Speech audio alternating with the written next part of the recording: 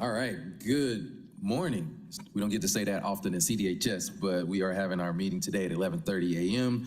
So everybody, welcome to the Community Development and Human Services Committee. I am Jason Winston, chair of the committee. I am joined by my colleagues. To my right, we have council members Dozier and Bakhtiari, and to my left, we have council members Norwood and Westmoreland. This does constitute a quorum, so I will make a motion to adopt the agenda. Is there a second? Second by Norwood. If you can please open the vote. The vote's open.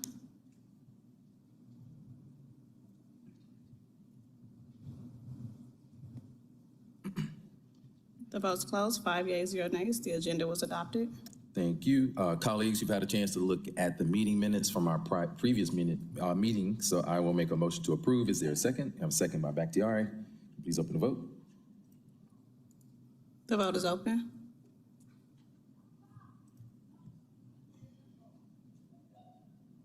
The vote is closed. 5 yeas, 0 nays. The minutes have been approved. All right, so this does take us to the public comment section of our agenda. Each person speaking that signed up will have 3 minutes to speak. I will gently remind you when your time is coming up. Colleagues, I would like to start and welcome the Mayor's Chief of Staff, Mr. Courtney English, who is actually our first speaker for today. Mr. English, welcome up. Chair, members of the committee, thank you all so much for your time. Wanted to be brief. 2 weeks ago, you all passed a paper that affirmed your belief in the need to close the book on A Tale of Two Cities. The paper enumerated certain goals, certain aspirations for everybody throughout the city of Atlanta, really a desire to build a city that works for everyone, to ensure that every single community throughout this city has access to everything that they need to ultimately live a choice-filled life. In that spirit, we share all of those goals. In the spirit of collaboration, in the spirit of transparency, in the spirit of getting this right, we're gonna wait until next year. We'll go through the commission process. We'll work with you, members of the community, stakeholders, and anybody under the sun who is serious about this work. And so collectively, the public will have an opportunity to put our collective words to the test, because trust that our desire to do this work is genuine, it is urgent, it comes from a deep, profound belief that we can, must, and should do better for all of the residents who call this city home. So I just wanted to share that. I look forward to working with you on this and all the other issues that we face. I will just note there are some additional papers that we'll be moving. Partnership for Southern Equity, who's signing on to help us do this work. And so those papers and all of the neighborhood revitalization work will continue, but the TAD work will go through the process. And so just wanted to come say that. And all say right, thank you. Any comments or questions from colleagues? The Chief of Staff, English, Councilmember Bakhtiari. Thank you, Chief. Appreciate you coming down. That's all I wanted to say. Thank you. Ditto. Thank you, Chief. Awesome. Thank you all. Really appreciate it. I know that we all look forward to working with you on this. It's something that I know that I'm personally committed to seeing forward and looking forward to working with my colleagues and your team to seeing how we can get this done. So thank you for coming in today. Thank you. Let's get it right, guys. Thank y'all. Appreciate it. All right, our next speaker is Sally Flocks, and you'll have 3 minutes. Thank you. I appreciate this opportunity to speak. I'm Sally Flocks, and I was the founder and longtime leader of PEDS, Pedestrian Advocacy Group, that merged to become part of Propel in 2019 after I retired. I'm here to urge you to vote against the extension of the TADs. I think that would be really hard because of the opportunity costs. We have tremendous infrastructure needs in Atlanta. For example, our drinking water, many of the pipes are over 100 years old. It's been estimated that this would cost $2 billion to fix and might take 20 years. We also have tremendous sidewalk infrastructure problems. In 2023, the city signed a consent decree committing it to repair every broken sidewalk, install every missing curb ramp within 25 years. These things are not going to happen if we extend the TADs. In terms of water, we may have emergencies that mean tremendous tax increases. So I really urge you to consider, we have to focus on our needs first, not our wants. Also, just an example, I currently serve on the ADA Advisory Committee. When I have suggested simple improvements, the response I'm getting, there's no money for that. So we know that we are really hurting for money, and too much of our money is in TADS, and I do not want them extended. Thank you for considering my comments.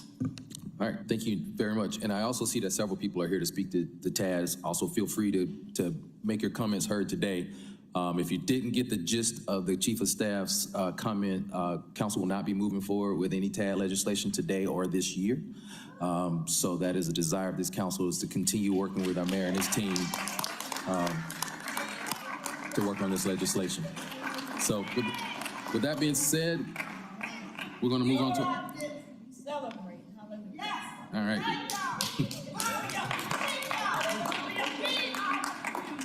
Thank you. So we're gonna keep moving. We still have a robust agenda to get through, so we want to get through it. So our next speaker is Janice Ballard Dean, and you'll have 3 minutes.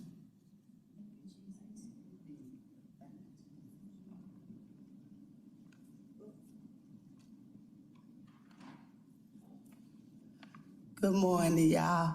First of all, I always want to give an honor to God, who's the head of my life. But I'm here for justice. My son, Kentavious Ballard, was brutally murdered in Central Park in 2012, like the Central 5 in New York. He was accepted to the Los Angeles School of Film to be a film director. He graduated from John Casablanca as the head of his class. That's where Ivanka Trump went. He was a trans, and he was best friends with Jeffrey Epstein. So the files do need to come out, and I really want y'all to know who I am. My uncle was Henry Ward Jr. He was one of the first Black superintendents of Atlanta public schools. He took care of a lot of kids, used to come to his farm, and Ambassador Young gave him a proclamation award February the 10th, 1989, for his hard work. I'm fighting for the legacy of my family also. Annette Ward is my auntie. She owned her own church in the state of Georgia for over 20-some years. My auntie Barbara Ward, all of them was managers in the kitchen for the city of Atlanta. Barbara Ward worked at Kennedy Middle School for over 40 years. In Georgia, the University of Georgia used to let her come and teach the people about cooking.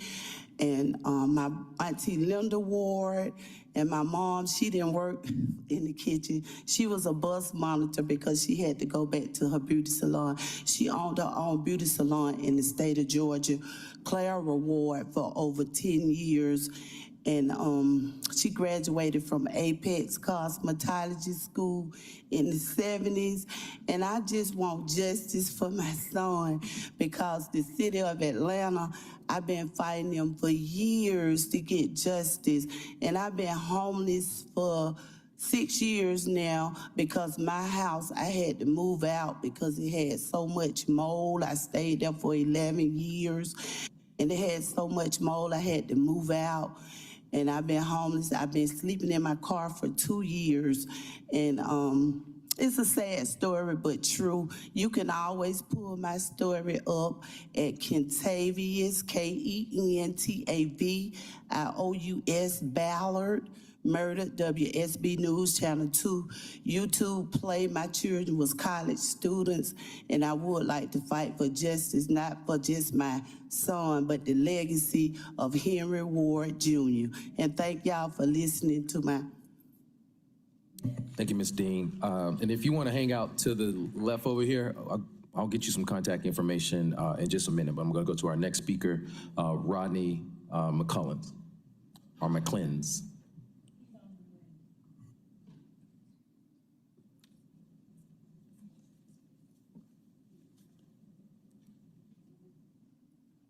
Thank you, Chairman and council members. I also have a policy brief that I brought that I'd love to give you our analysis.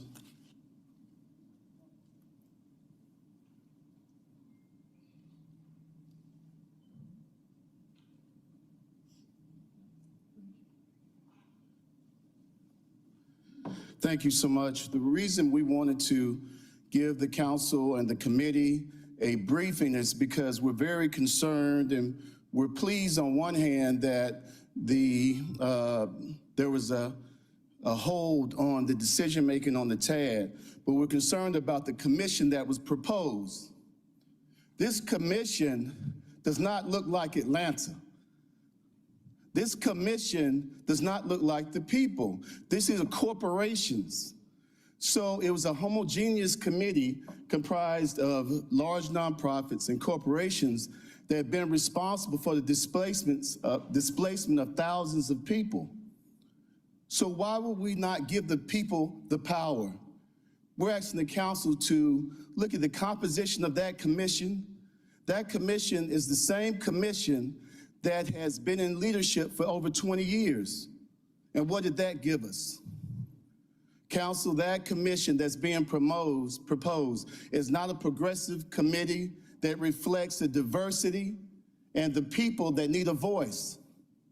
That doesn't look like One Atlanta. Well, take that back. It does like One Atlanta, one elite class in Atlanta, one corporate class in Atlanta, but it doesn't look like working class. So we would like you to reject that commission and give the power back to the people. Because the current commission, Martin Luther King couldn't serve on that commission. He wouldn't qualify because he's not in a corporation. So we're requesting that you, allow the people to choose who they want to be on that commission that gives them the power. Because right now there's been a setup where a lot of the people in the community are afraid to speak out because the corporations and the nonprofit corporations have a for-profit arm. So you have a conflict of interest. So from a legal aspect, some of these people that you propose for the TAD commission should not even be on the commission because they're receiving monies from the TAD. That's a legal conflict. So why would you have the same people making decisions on funds that they should receive? Give the power back to the people. When I left West Point, put my football cleats up and all this, I've made a vow to myself that I would try to do something that protected children and the vulnerable. This proposal that we have is going to expose many children to the displacement that's already happened to them. Thank you. Let's do things new. Let's start a new legacy. And I appreciate you for what you did by holding things up. Thank you. Thank you. Our next speaker is Margie McLeod. Power to the people, power to the people, power to the people. That's all I have to say. Power. Leaders, that's why I call a leader, a leader, a leader. That's what we need to do. Take it back. The people need to take it back. We need people, you need to start. I thank y'all. Y'all stood up. Don't be afraid because I'm so a leader. You're a leader, you're a leader, and you're a leader. So don't be afraid what the mayor do, what the mayor say, because who put you in office? The people did. That's who put you in office. That's who you working for. You're working for the people. And that's the TAD money been in here, $50 billion? 50 billion. And how long that TAD been in here? And you let them homeless people for 2 years out in the street die. Guess how many children went into the shelter, foster care? We have money, and you didn't use it wise. And then you want to have a corporate to take over when they are taking the money from the people? That's what I'm here for. I'm for the people. I fight for the people. And that's what y'all got to start. We got a new year, 26. We are gonna fight for the people. No more this click list. No more giving this person this and that other person don't know what's happening, because a lot of people did not know about this TAD money. So I even told the cats, the dogs, and everybody, okay? So what I'm saying to you, thank you. You got a brain. Thank you. You got courage. Thank you. You got a heart. Thank you. Because we want somebody like Mayor Jackson He was a leader. And Martin Luther King had a heart. And you got a heart because if we don't put this money in the right and make sure the community get it, because those people's coming out there again, they homeless. Where are the children? We don't have those children in our community because they're gone. They've been displacement. Because why? Because we're not thinking about the rent constantly going up. We make deals with the development, and guess what? Who lose? The children. And that's why I'm here for the children. So how are we gonna bring these children back into the community? Westmoreland. How are we gonna bring these children back? Because you was on the board. The school bus is not even full no more. It's half full. So how are we gonna go forward? You keep on saying you're going forward. How can you go forward when you don't have the children in the community? Because when the children is gone, you ain't got no community. Tell me, and you keep on saying a full boat. I'm tired of that word. To who? Where the $400 houses? Thank you, Where the Ms. McLeod. $700 apartments? has expired. Because the people calling me, affordable to who? And who sold Atlanta? Thank you. Have a happy Thanksgiving. Same to you. Our next speaker is Minister Breedlove.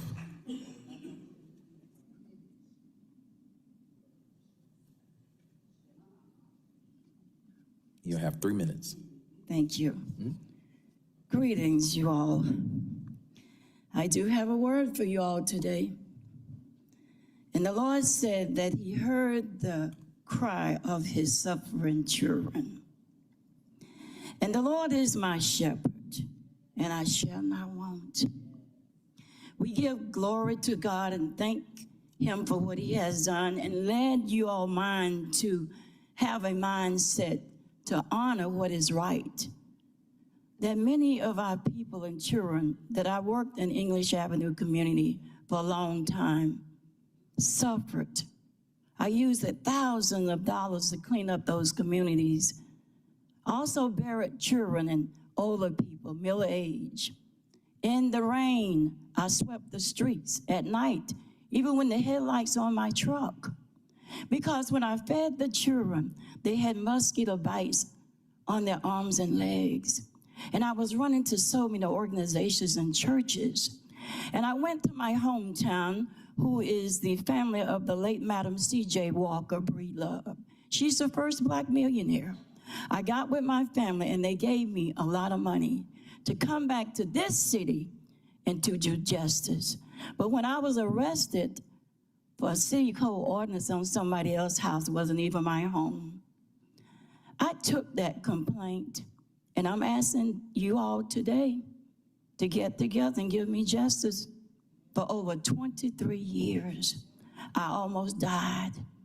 I was traumatized because when I was arrested, I was taken in a van, taken to the expressway with the air turned off, and I almost sweat to death. I lost all my inheritance. If it wasn't for God and my oldest son, who is a dynamite ambassador, blessed me and carried me like a baby. From a size 0, and you see me now. You see me now? From a size 0, from the evil that was put in this city against those that has within the power of their hands to give. Would you have it in the power of your hands to give? Would you all?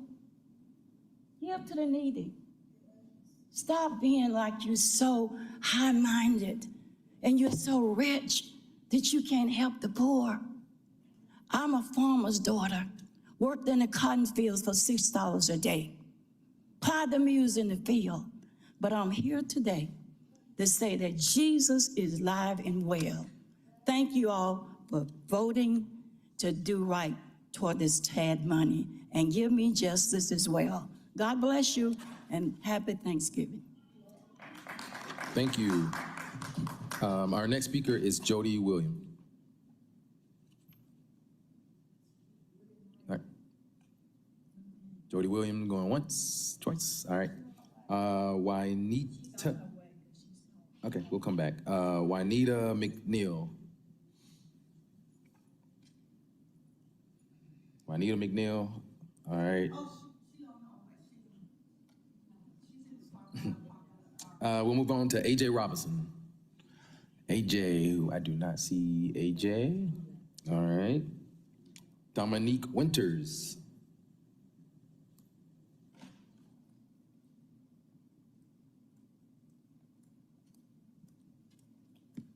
And I'll let you know when I'm ready for you to start the time.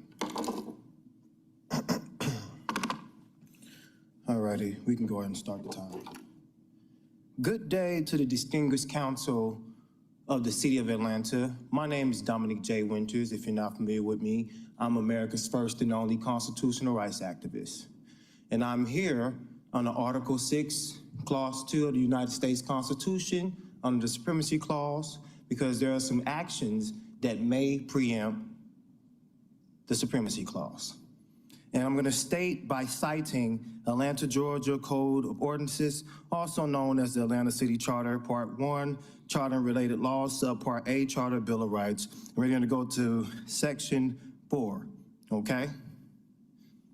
Non-discrimination. The city of Atlanta shall not directly or indirectly discriminate among persons because of race, color, creed, religion, sex, domestic relationship status, parental status, family status, sexual orientation, national origin, political affiliation, gender identity, and racial profiling. Nothing hereon shall prevent the city of Atlanta from remedying present discrimination or present effects of the past discrimination by race-conscious affirmative action program, which is compliance with the Constitution and the laws of the United States of America and the state of Georgia. With that being said, you guys, I have here with me the municipal, and I'm going to give the rest of my time as a right to the municipal so they can speak, okay? Good evening. I would like to say that the sister made a good point about Mayor Jackson and having this city run and operate the way that Mayor Jackson once had it run and operate. You take, for instance, the Beltline project and the way that disposition African Americans in their own community, and it had the guise of we were going to put something in place for those communities, and those communities was left without anything. And so in this upcoming project that's being worked on, I heard the mayor speak about the communities that would be affected by the tax money that will be allocated to develop it. And for people who've been in this community in the 60s, 70s, 80s, we know that those communities are underdeveloped. In short, what that is to say is that we don't want the money that will be flowing into these communities to develop it to end up in out-of-state contractors' hands and not end up in the hands of the people who will be forced to pay for those development projects over the future. All right. And with that, time has expired in 1 second. All right, so thank you. We will move on to our next speaker is Beth Stevens.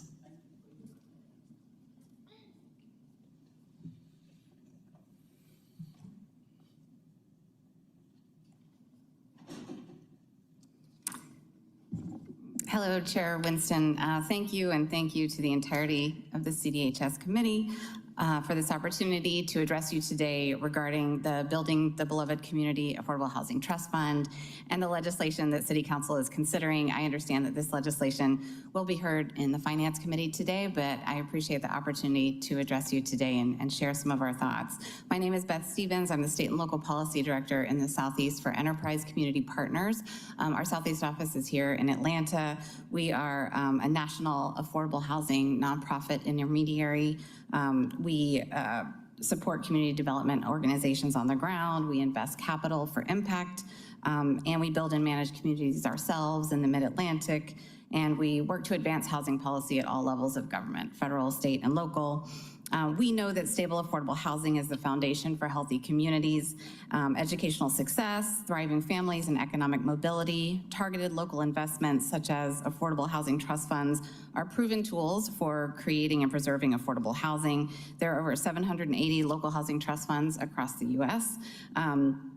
Communities across the state of Georgia are creating these funds, including in Savannah, Macon-Bibb County, the city of Canton, the city of Clarkston, city of Decatur, and DeKalb County just passed Housing Trust Fund legislation. We commend City Council for committing 2% of the annual budget to the Housing Trust Fund. I also want to raise that annual reporting is a best practice, and we're pleased to see that that requirement was included in the proposed legislation.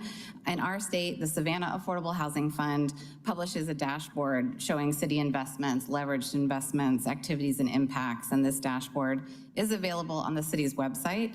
The annual recording requirement that's in this legislation will further transparency and accountability, thus instilling greater public trust and support for the Housing Trust Fund, which we certainly want to see.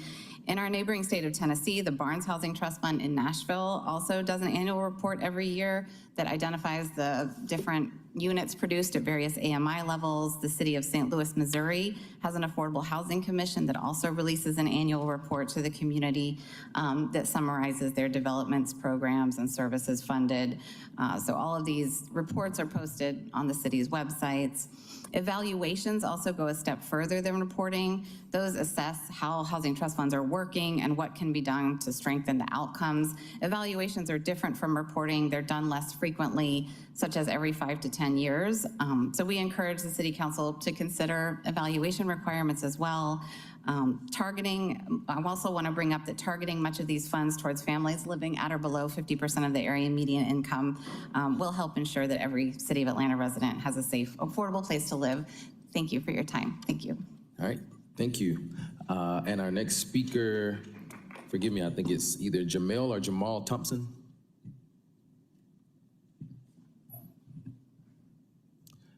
Sorry, Mr. Thompson, because you took his time, I can't allow you to come back. Just the rules of the committee, so. Excuse me, where's that written at, Mr. Winston? So we're gonna move on to Mr. Paul Boster.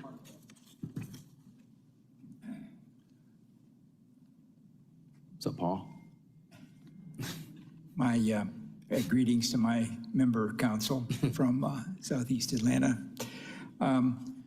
I'm not terribly well prepared. I have my kind of remarks written out like Lincoln did when he made the Gettysburg Address. So please sort of let me kind of talk through all this. It's not terribly well organized. I come to you mainly because I wanted to give you some history of when the TAD authority came to the city. This was a proposal of Maynard Jackson, and it was at a time when the city was slagging. I mean, it was in terrible shape in terms of development. There were no new buildings built anywhere in the city for maybe 10 years. Population was leaving, businesses were leaving. We needed some incentives. And this was one of the ideas, along with the creation of the Urban Residential Development Finance Agency, along with community improvement districts, along with some of the abatement laws that were passed. I was in the legislature at the time and had a role to play in trying to get all that done. But it was not meant to be the governance of the city. Think about this. You're taking maybe 1/5 of the city's revenue, and maybe more after 30 years, and you're giving it to Invest Atlanta to decide what to do with it. We elected you to make these decisions. We didn't elect the members of the Invest Atlanta board and all of the influences beyond there. So there's a great undemocratic nature to what you're actually doing. Now, a lot of the goals that the administration has brought forward, I think, are worthy. We want to overcome the wealth gap.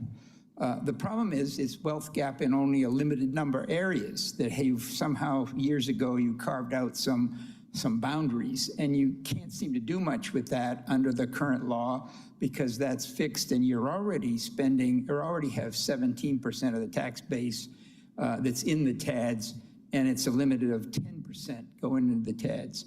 So I don't understand why you'd be giving up the authority of the city council to deal with the pressing needs of the city, of the people of the city, They need to educate our kids. They need to do sidewalks where we're missing them. They need to pave some of the streets. I was driving around recently, and they're in terrible shape. I don't know if you've noticed that.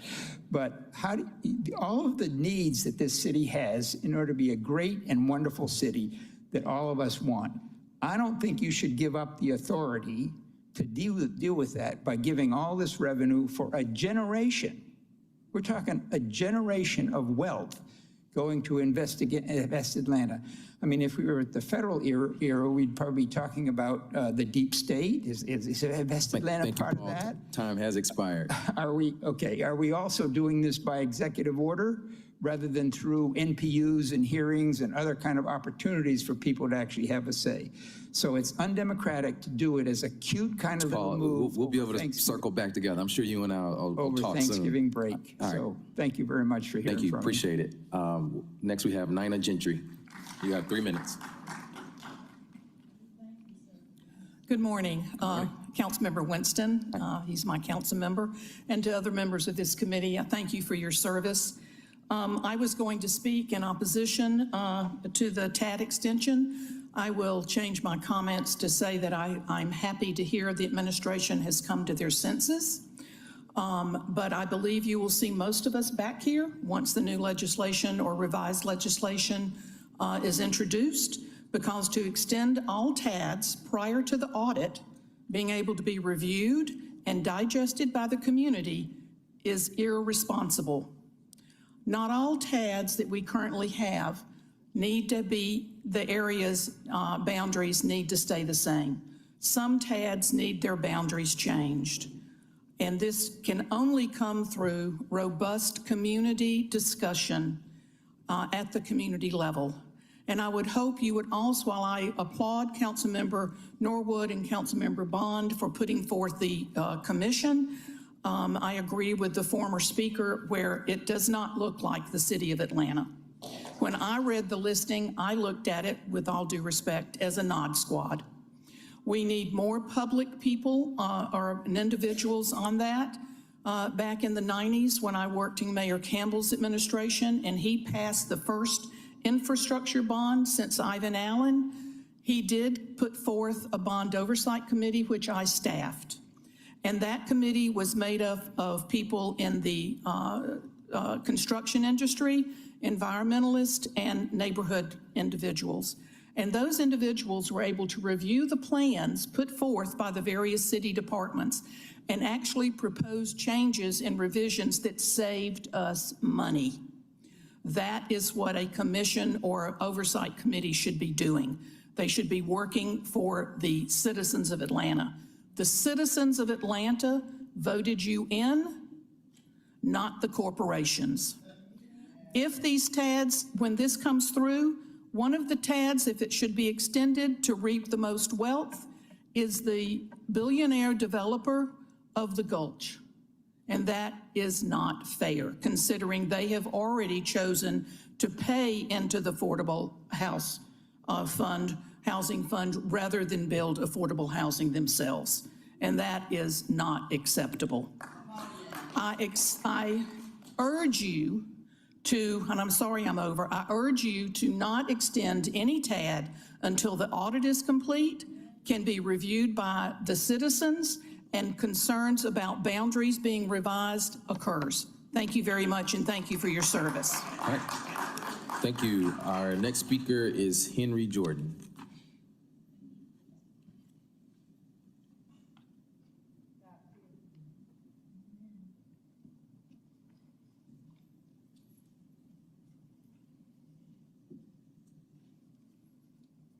Give now to the Spirit of God, everyone that's here. Heaven and earth shall pass away, but my words shall not pass away. St. Matthew 24th chapter, 5th verse. The Father only knows the time of the Christ's return. It has been set by his authority.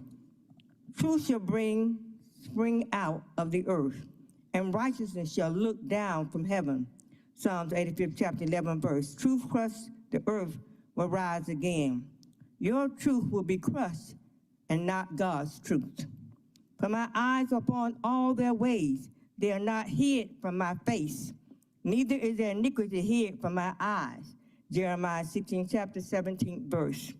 The adulterer will miss out on the full and joyous life that God intended. James Griff, you committed adultery is the reason your wife committed adultery. Abstain from all appearance of evil, 1 Thessalonians 8, chapter 22nd verse. To give thanks in adversity is a Jesus-given gift. Christ gives us power to disobey Satan and the power to obey him. We need that power because what Christ is bringing upon the earth. He warns you before destruction comes. And the Lord will let me know about what I tell you about what Christ is going to do, because men seek to worship themselves instead of Jesus Christ. But we want the power to disobey Satan. It's to take a power because we need him more than he needs us. I thank God that I'm able to stand. My flesh don't want to fight like Christ said fight, because I be seeing men's actions and their ways. But everything that's not like Jesus is coming down, because the word of God said it, not because I said it. Christ's word, he gives you his word before destruction comes. I'm saying about China itself. I saw another country taking over America, and they put me over the Americans. I said, God, should I do that? He said, because they asked to be bound. When you ask to bound, you ask to be bound.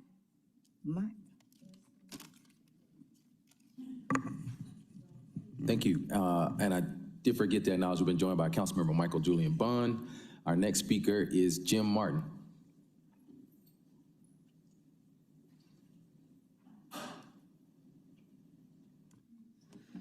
Thank you. I'm here today to speak for the third time against the absurd and profligate proposal to extend the lives of the city's TADs. The last time I was here, I heard it implied that this proposal would somehow pay for itself, a pitch that I have heard often from hucksters on late-night television. It will not. We know this. It requires no conjecture.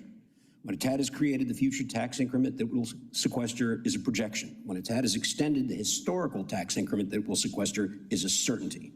For the proposal currently before you, the revenue lost by the taxing authorities, the city, the county, and the school system will be more than $100 million in 2030 and will increase every year for 25 years after that. No TAD miracle is going to put that money back. Taxes will need to be raised or services will need to be cut to make up for the lost revenue. We know this. You should not pretend otherwise. Will this tax revenue be better spent if it is sequestered in TADs and overseen by an organization under the near complete control of the mayor? Probably not. If he did not intend to bond against the post-2030 revenue, the mayor would not be proposing a TAD extension today. So we know that there will be substantial interest paid on the money that he spends. Buy now, pay later is another popular late-night pitch. Since the first TAD scheduled to expire, and by far the city's largest is the Beltline TAD, we know that a significant amount of money will be expended to support the exit bureaucracies tied to it before what's left can be expended on anything that might benefit the public. What will the remainder be spent on? We should be deeply disturbed that this isn't clear. It has been publicly stated that it will include light rail and that this will somehow benefit the disinvested communities on the south side. I have never heard anyone struggling with poverty who believed that light rail was what they needed most. Have you? Light rail is transit designed for people who don't currently use transit. If those who do use transit ever find their way to it, they will need to ride a bus to get there, and they would be better off if that bus took them to their destination. Even if you can imagine some benefit for these people, it is important to understand that it won't be realized for the decade or more that will be needed to bring this service into operation. A lot of displacement can happen in 10 years. How any of this relates to affordable housing is a mystery. We don't have a good metric to measure progress toward our affordable housing goals, and we don't have a plan to actually achieve them. Amenities like parks, trails, and light rail will make proximate housing less affordable. Leftover money spent to offset this won't create affordable homes. It will simply pass rental subsidies for a fixed term for private landlords who will take a cut off the top. If this is borrowed money, we are guaranteed to lose. In any other scenario, we could clearly have done better.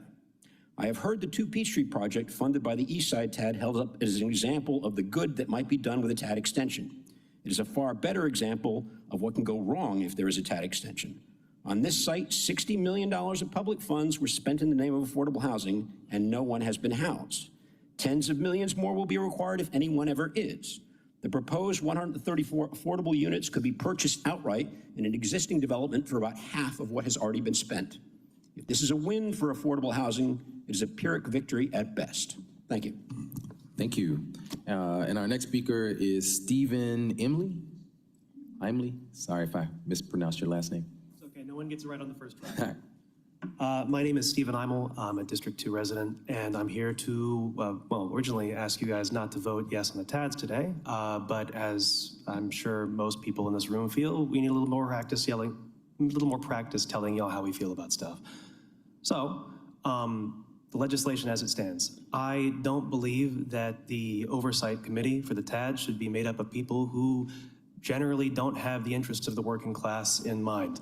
The Oversight Committee should be made up of people who live in the city full-time, have been here for years, decades, and have a vested interest in the future of Atlanta, not just as it makes them money.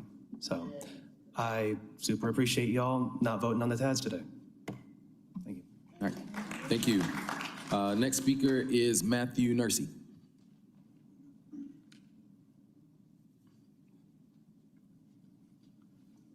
Hello, thank you, committee. My name is Matthew Nursey. I live in District 5, and I am with the Housing Justice League.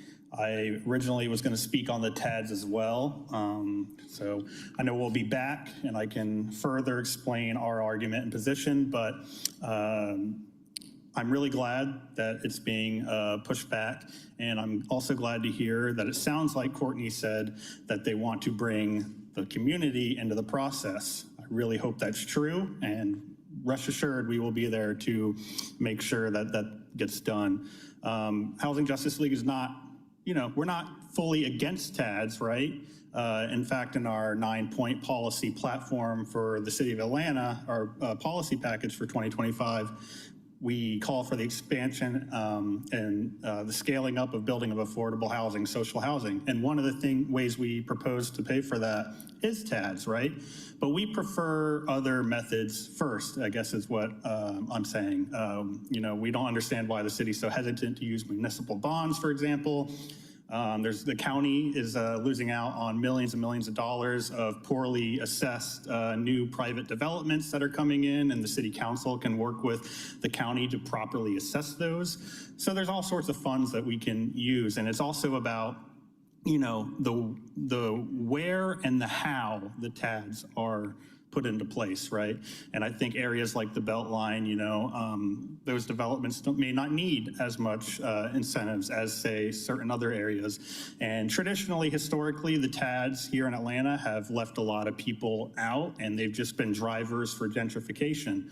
So we just want to make sure that if they're used correctly, right? And then when it comes to, it was brought up the Housing Trust Fund, so I will take just 1 minute to talk about that since it was brought up by Beth. Thank you, Beth. Annual, reports are great, but Housing Justice League believes that the city's Affordable Housing Trust Fund should be fully democratized, placed into the hands of the people. We should have a forum for a way for folks to be able to get involved in the process. We advocate for having a website dedicated solely to the Housing Trust Fund so people can at any time go and look how much funds are in it, what projects are underway, what has already been built, and really be transparent. And so, we would call for democratizing the Housing Trust Fund, but I do want to say I'm glad we are looking at it, and I'm really, really glad that we are setting a large chunk of that, those funds to be used for develop units that are at or below 50% of the area median income. Because too often we're building units that are 80% AMI, calling that affordable. So I commend everybody who is looking into the Housing Trust Fund. Let's go a little further. All right, thank you. Our next speaker is Eric Kobe. You have 3 minutes. My name is Eric Koob. Don't worry, sorry everybody about that. gets it wrong. And I'm here as a District 2 resident. I was here to speak on the TADS issue as well. I'm happy to hear that this is being tabled until the new year, until the new council who was elected recently can assume office. And I'd like to echo sort of what others have said, that this needs to be something that we take and make sure we have proper amount of scrutiny and oversight and protection of. Community development is something that we need, but it needs to go hand in hand with the needs of our community. I want to make sure that this is something that when we're thinking about where this money is coming from, that we aren't detracting too much from funding for public schools, that we are ensuring that these two developments can go hand in hand, because if we are taking money away from students, then they're not going to be able to stay in the city. As somebody who was raised in public school, as a first-generation college student, the only way I've been able to get to where I am today, to be able to be here in front of you, is through public education. And so I would just like to keep my comments brief, but urge you that when we get to this issue in the new year, that protection, that thought becomes at the forefront. Thank you very much. All right, thank you. Our next speaker is Emily Blunt.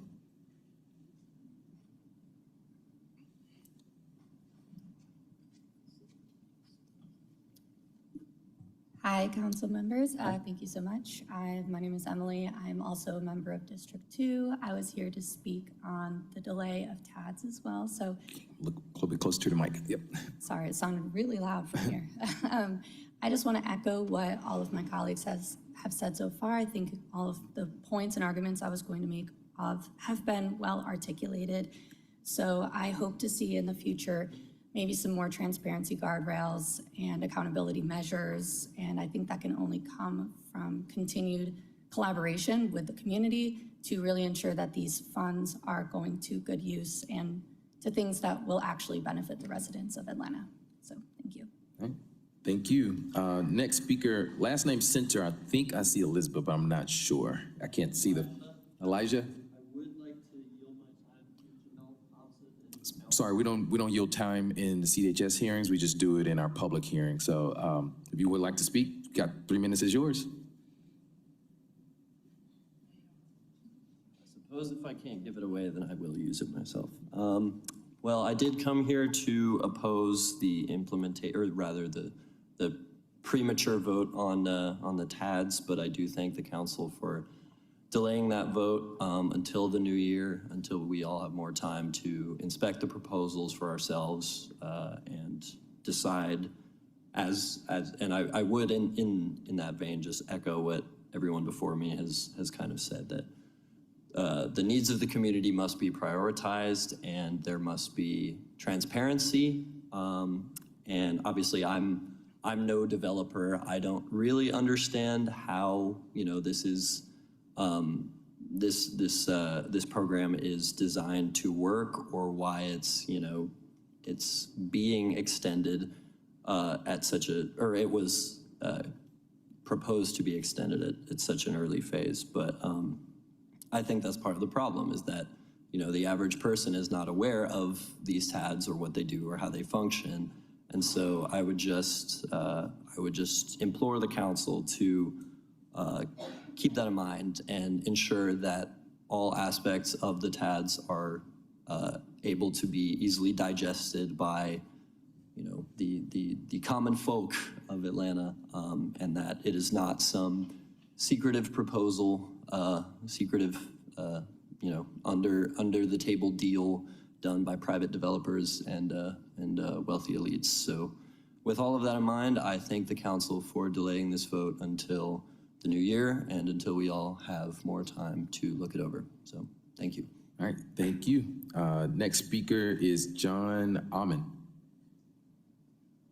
All right, John Amon going once, going twice. All right. New District 2 Councilperson-elect Kelsey Bond, come on up.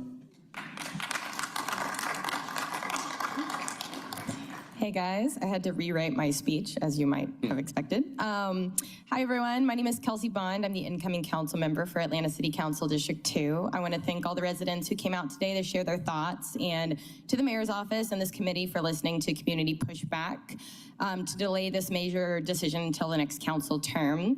This shows that when working people come together, we can set the agenda at City Hall, not big developers and corporations. At a time when our federal government is packed with fascists and wannabe dictators, City of Atlanta must set the standard for what democracy looks like. Community participation is what democracy looks like, not shadowy boards of CEOs and corporate interests doling out money for for-profit developers that should be going towards our public schools. The plan that's been presented alongside the TAD extension has noble intentions. We need to tackle poverty head on. We need housing, transit, grocery stores, and hospitals. But we need to interrogate whether or not the TAD is really the correct mechanism to do this. It's financially and morally irresponsible and anti-democratic to write a blank check to Invest Atlanta, solely fueled by the pure hope that we will get these projects as promised. Voters deserve transparency, community participation, and a detailed plan as to where this money's going. Not only do the TADs not have a great track record of generating affordability, but extending them would also mean continuing to siphon funds away from our already struggling public school system. If we're in such dire need of funds, we need to press Fulton County to adequately assess luxury commercial properties. Each year, our city misses out on hundreds of millions of dollars because the Fulton County Board of Assessors is afraid to tax the rich. If we really want to address income inequality in Atlanta, we need to take a stand against big corporations and landlords that are hoarding wealth and refusing to pay their fair share. We cannot continue robbing Peter to pay Paul. We need to tax the rich if we ever want to meaningfully reverse the decades of poor policy choices that led to where we are today. Thank you. All right. Thank you. And we can't wait to see you on this side of the dais soon. Next, we have Shannon Jolly. You have 3 minutes. Okay. Next, we'll move on to Matthew Rao.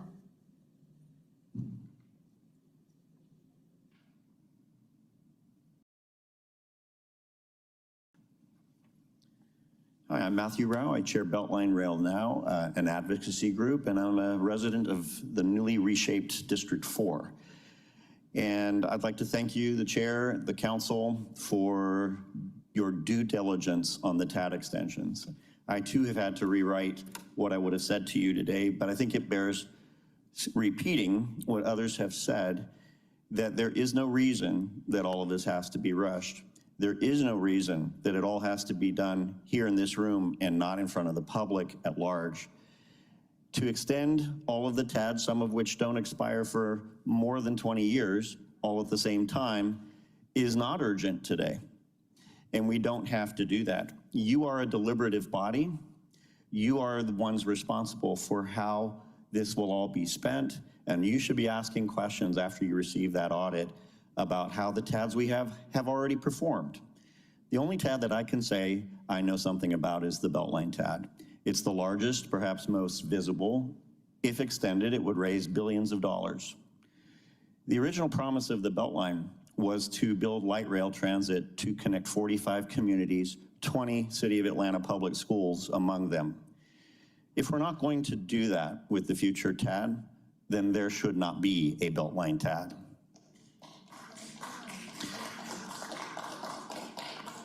But it's not too late for you in the rest of your term and the new council when it comes in to see that those kinds of things and their equivalents in the other 7 TADs can happen. And it means what others have said, having a strong oversight committee that is composed and reflective of the community. That doesn't mean there shouldn't be corporations on it. It should not be exclusively composed of those that have made these decisions on our behalf in the past. There should be council members on it. There should be APS members on it. There should be a seat from the administration, from the institutional partners in communities that benefit from these TADs. And without that, it's not democracy. Without that, it is just more of the same. And we're talking about $10 billion of more of the same over 30 years. So I thank you for slowing things down. I thank those of you who worked behind the scenes to make this happen. It's really important, and I encourage you all to use this remaining time to dig deeply into what the TADs have done and what they should be doing with the money they would raise. Thank you. All right, thank you. Our next speaker is Nikki Buggs. You have 3 minutes.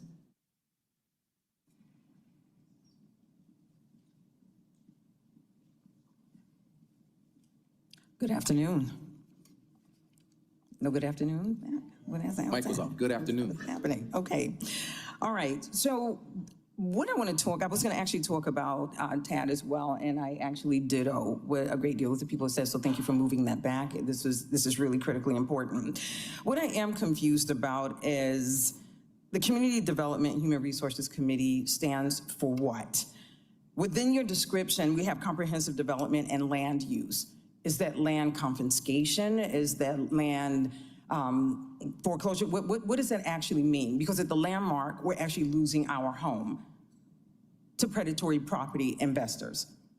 So what seems to be more concerning is that the city and the state are more concerned, forgive the redundancy and the play on words, about the visitors coming into the city about the stitch and about the Beltline and other things instead of taking care of the constituents. We are taxpayers. We are taxpayers of Fulton County, and at no point has anybody actually stood up and done right by us.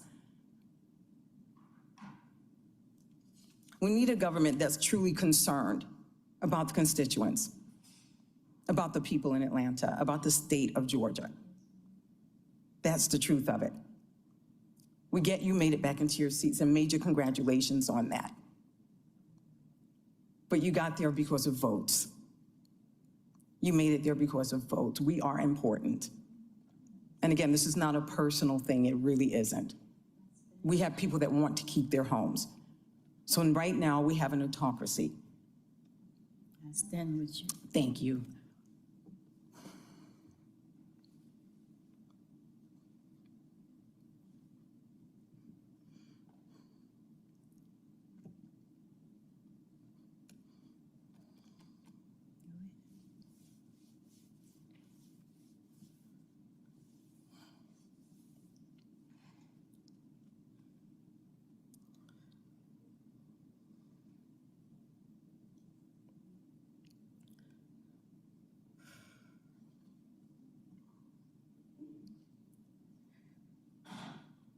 We are losing our homes due to inaction, your failure to act. We're constantly giving money out to different areas, different places, different groups, different investors. So now we have people in the building taking over our building and physically and financially bankrupting us, mentally abusing us. We live in a motel. So we're talking about development. We're talking about land use. Whose land use? Ours? You want to take our homes? This is where we are.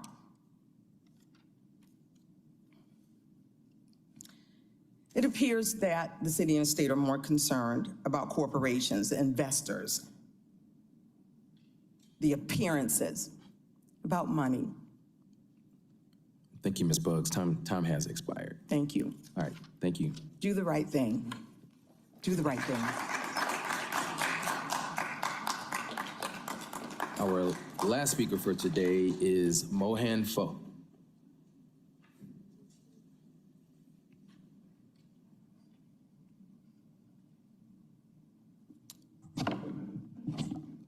Hello, I'm Mohan. I'm a resident of Just Us neighborhood and by extension, no pun intended, District 4.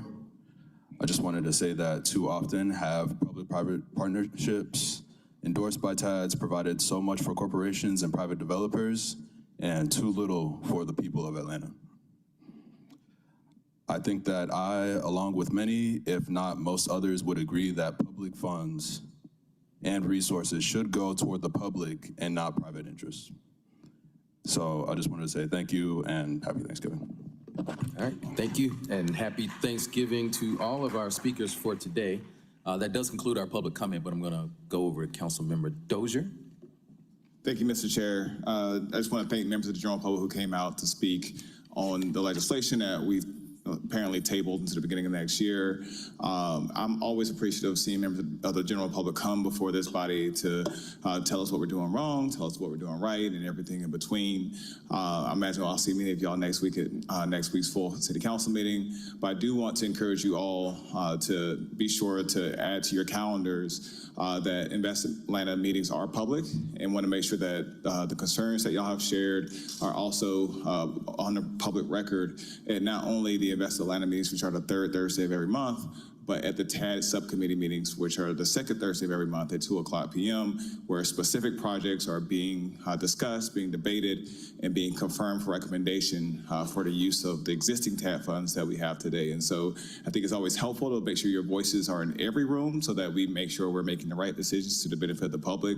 So it's not just here at City Council, but in all of these different spaces. So I want to encourage y'all to make sure you make your voices heard in those rooms as well. So I just want to add that to the public record. Thank you. And as current chair of the TAG committee at Invest Atlanta, I would definitely also encourage you all to come to those meetings where we do rarely have public comment, but it is always welcome. So thank you. Councilmember Bakhtiari. Yeah, to echo that, please help us show up in spaces where you're not expected, to humanize these narratives. To your point, we were elected by you all, and so to whatever degree you can help us by making these topics known to these agencies that don't talk to the community the same way we do. But also, I really would like to ask you all for the favor of holding Fulton County accountable when we take this up again next year. They are not at the table when it comes to mental health or healthcare, which is in their charter, not in ours, and we've carried the water for them on that, and they need to come to the table. We also do too. We have a lot more work to do, but please help us hold them accountable on things like healthcare. Please help us hold them accountable on the fact that they are robbing taxpayers they're putting the burden on taxpayers when it comes to seriously undervaluing commercial properties, like you heard Councilmember-elect say. So next year, please help me and others hold them accountable, because they also have to be at the table for this conversation. And frankly, I'm tired of their absence. So thank you, guys. Thank you. Councilmember Bond. Thank you, Mr. Chair, and thank you to members of the public who came down to, again, remind us of why we're here and to continue to give us instruction.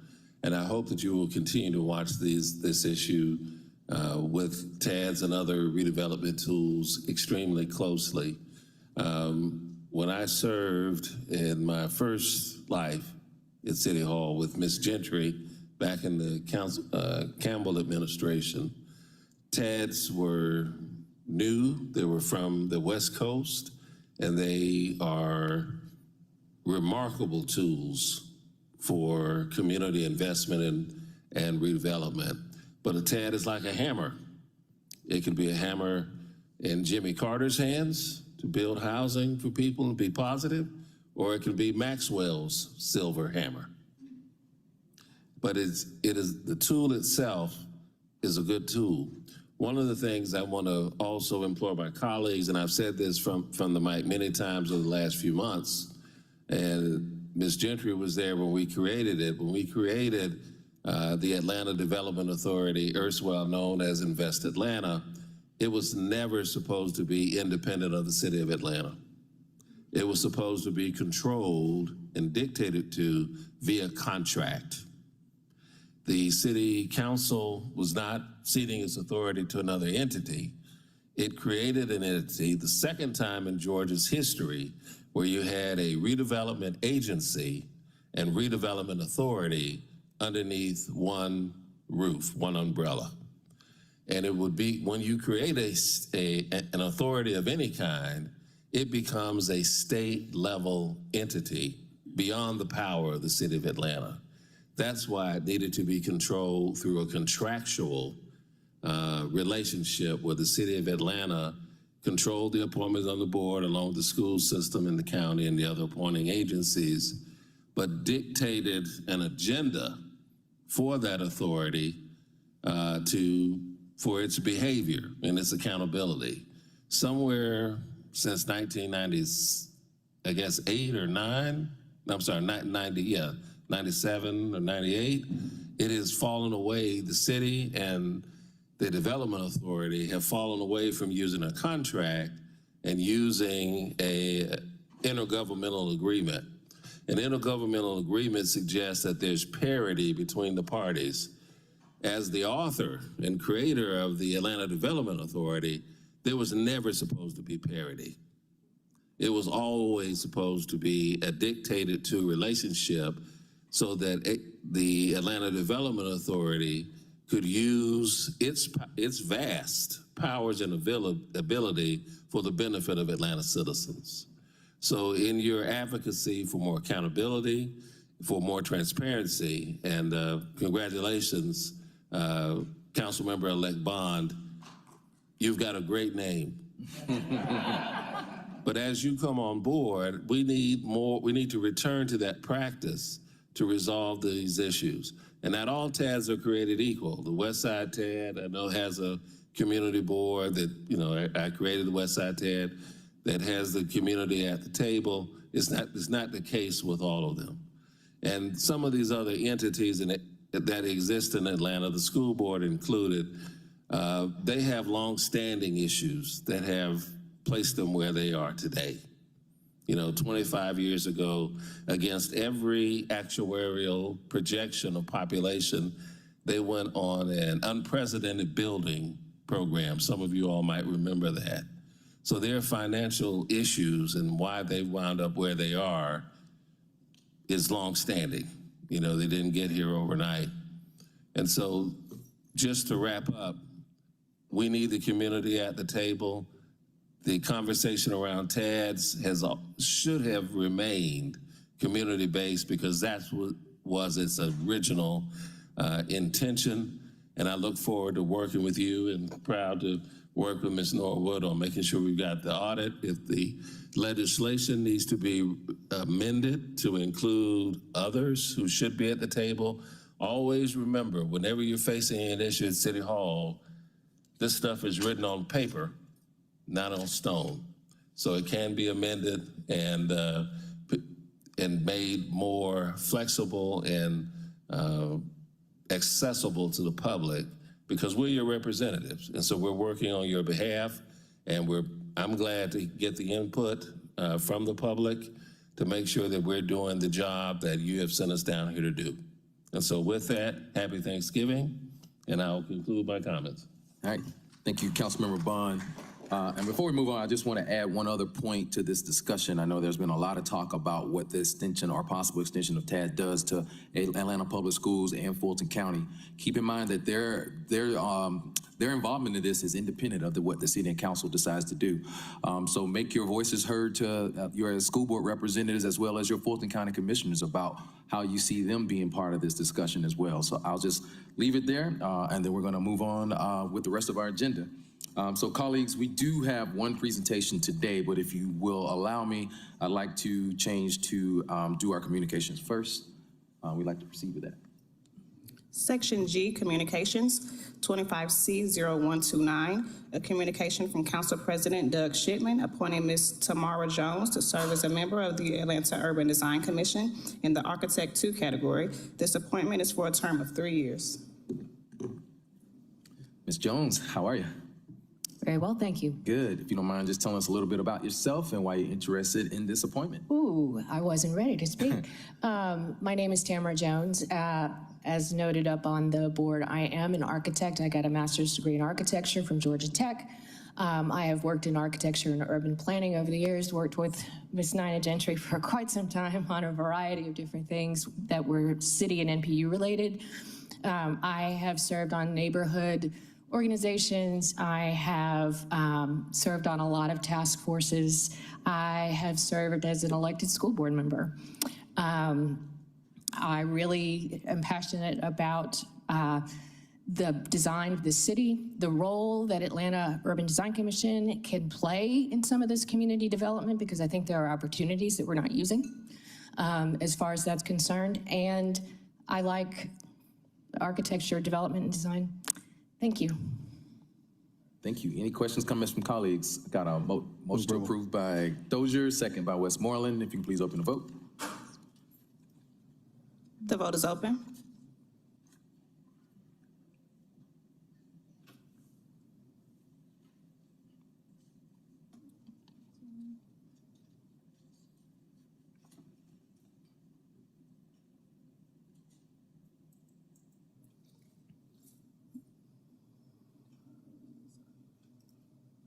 The vote is closed. 5 yeas, 0 nays. This item is favorable.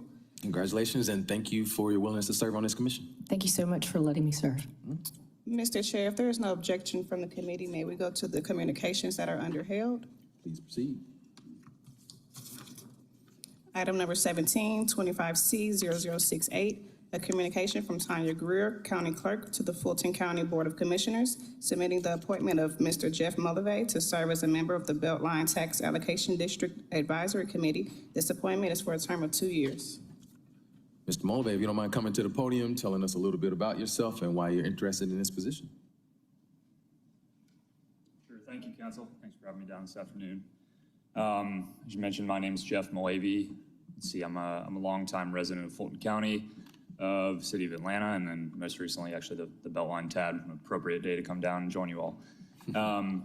But But why I'm interested, I mean, look, I've benefited from the build out and development of the Beltline and everything the good that the TAD has done over the years. But I think it's a good time for me to, shift to more of a passive, consumer mindset to more of an active participant and make sure that the decisions that are made in regards to the TAD, whether that's extension of TAD or the active management of the funds of the TAD, are made on behalf of the people that it's supposed to be representing. So thank you for your consideration, and thanks for having me again today. All right, thank you. Any questions or comments?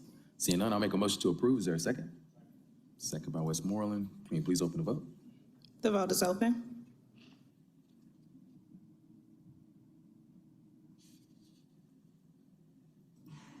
The vote is closed. 5 yeas, 0 nays.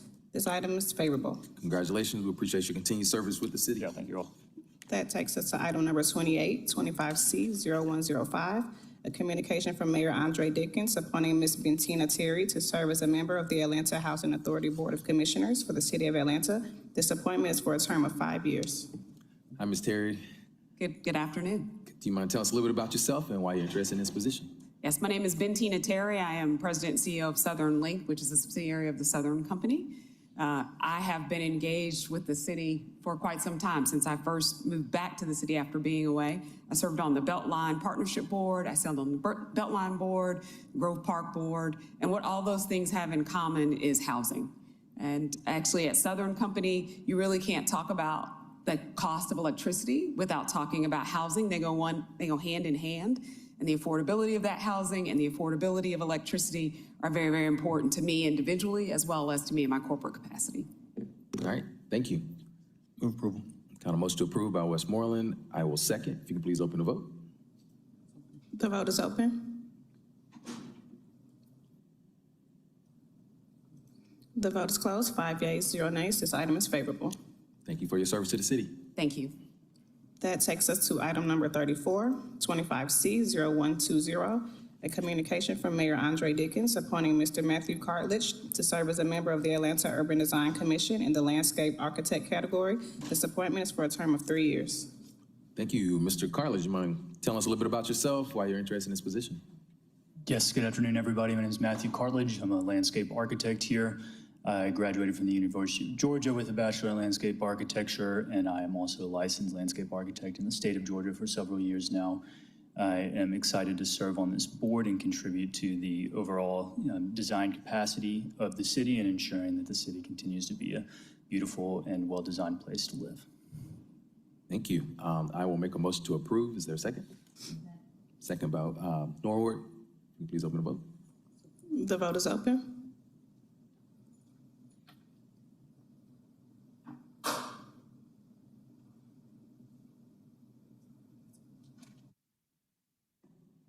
Will everyone please vote?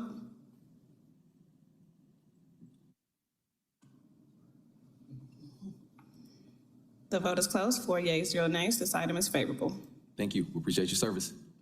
That takes us to item number 36, 25C0123, a communication from Councilmember Antonio Lewis, District 12, appointing Ms. Chrissy Jones to serve as a member of the Anthony Tickman Jones Legacy Commission. Hi, Ms. Jones. We're going to let you continue this train. If you mind telling us a little bit about yourself and why you're interested in this position. Good morning. My name is Chrissy Jones, and I'm the wife of Anthony Tickman Jones. My husband was actually a business owner, born and raised in District 12, and myself as well. We both were born in District 12. And he was an active, not only businessman, but mentor to Councilman Lewis and other young men in the community. He passed this past February 24th of colon cancer. So this committee will help us to be able to continue my husband's legacy, which is helping not only the youth in the community, but people in District 12 and being there for the children through parks and recreation like he did in the past. Thank you. And we have a motion to approve by Councilmember Bond. I will second that. If you can please open the vote. The vote is open.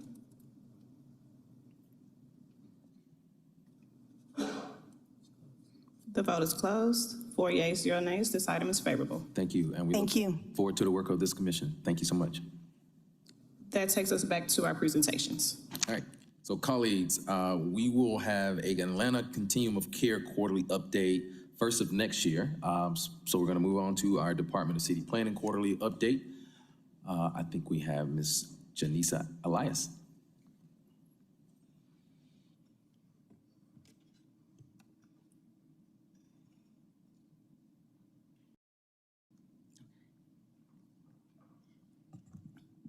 Good afternoon. Good afternoon. My name is Janisa Elias, and I am Deputy Commissioner for the Department of City Planning. Today, on behalf of the department and Commissioner Janae Prince, I present a year in review, as well as a few statistics for the first quarter of FY 2026.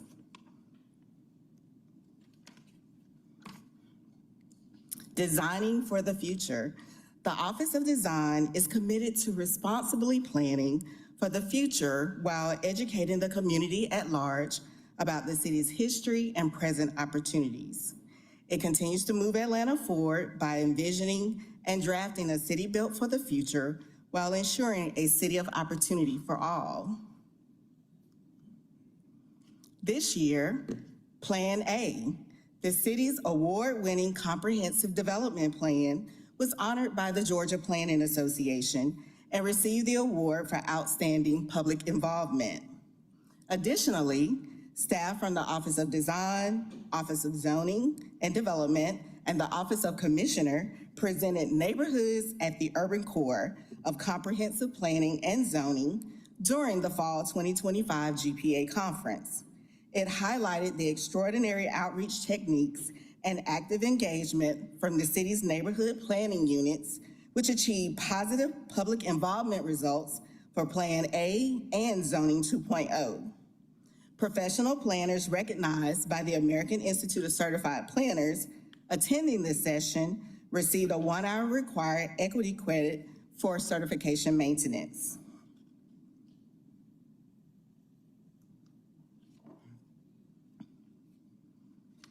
During the Hispanic Heritage Month, the department partnered with the Mayor's Office of International and Immigrant Affairs to host Vamos ATL. The event celebrated and amplified contributions of Latin and Hispanic communities have made to our city through music, art, cuisine, entrepreneurship, placemaking, and community development. The Porch, an oral history project funded by an AARP grant. It spotlights community voices on how thriving Black neighborhoods in the city were intentionally isolated by the construction of federal highways, transit, and other infrastructure projects during the mid-20th century. City Planning partnered with the Department of Parks and Recreation to host story mapping workshops at 3 recreation centers: Pittman Park, Thomasville, and William Walker. Many of the residents shared stories and memories of Atlanta neighborhoods before they were divided by highways. Story development guided by Nedra Detweiler, a professional oral narrative archivist. The Office of Design culminated this project with a reception to introduce an audio and visual exhibition, which included historical images and documents, courtesy of the Keenan Research Institute at the Atlanta History Center.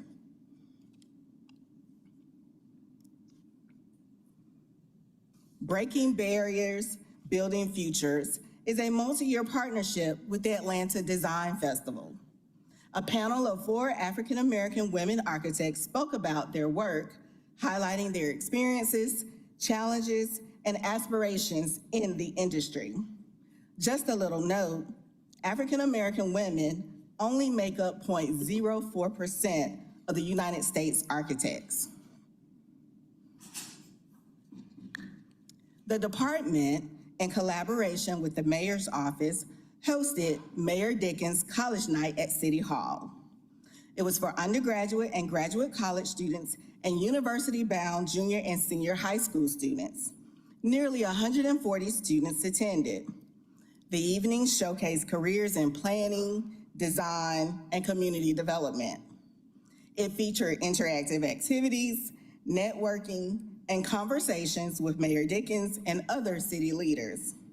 Students engaged with DCP offices to learn how their work shapes Atlanta's neighborhoods and future.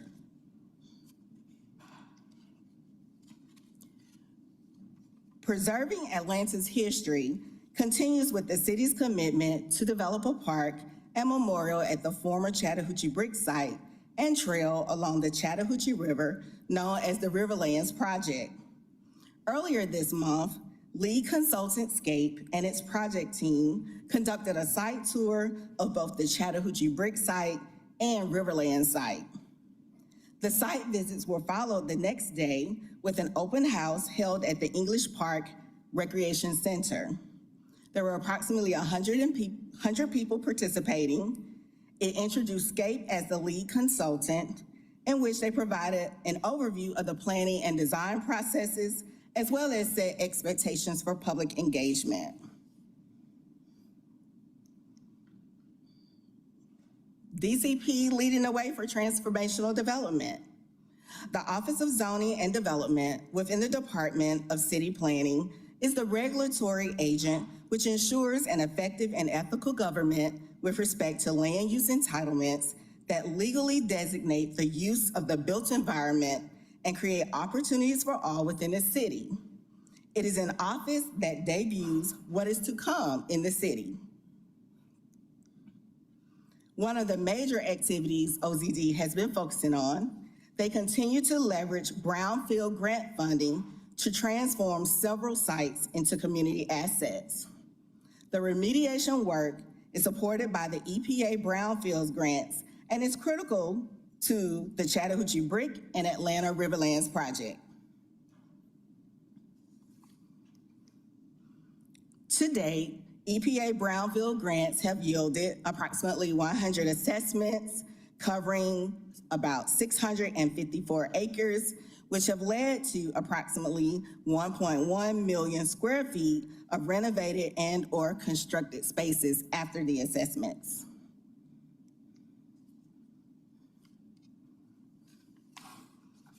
Currently at the Braden Deed site, located at Whittier Mill neighborhood, is in the phase 2 environmental component of the process.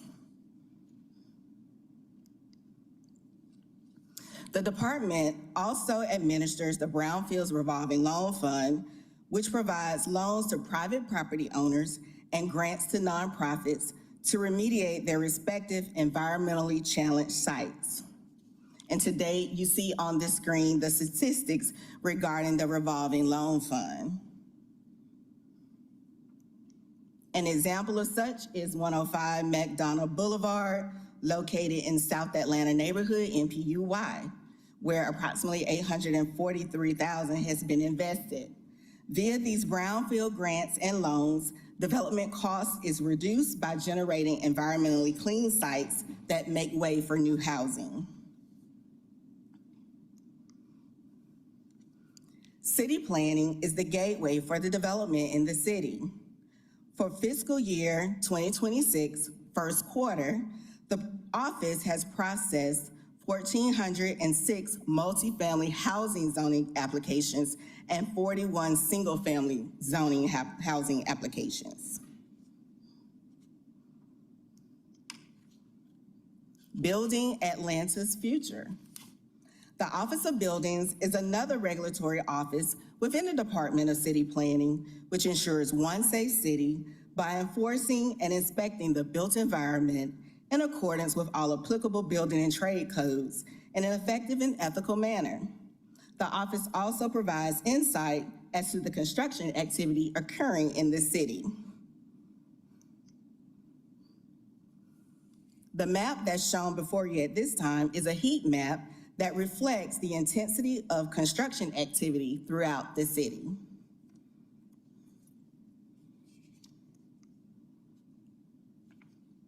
This slide depicts the 3 council districts in which the highest number of permits were issued and the 3 council districts which contain permitted projects with the highest construction valuations for first quarter of FY26.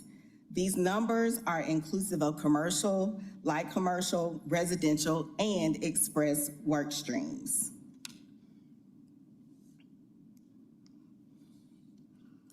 Although the department is divided into offices with unique responsibilities, they each rely on one another to collectively provide comprehensive services to the city. Community and economic vitality. The Office of Housing and Community Development within the City Planning Department is dedicated to implementing projects and initiatives that ensure Atlanta is an opportunity for all. The office facilitates and offers support to housing developments that are economically inclusive, the entrepreneurship of small business and redevelopment opportunities within the city's main streets and reinvestment corridors.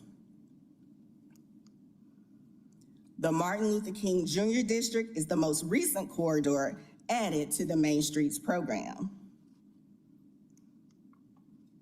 The Atlanta Main Streets program is a partnership with the Georgia Department of Community Affairs, Georgia Main Street Program, and the National Main Street Center.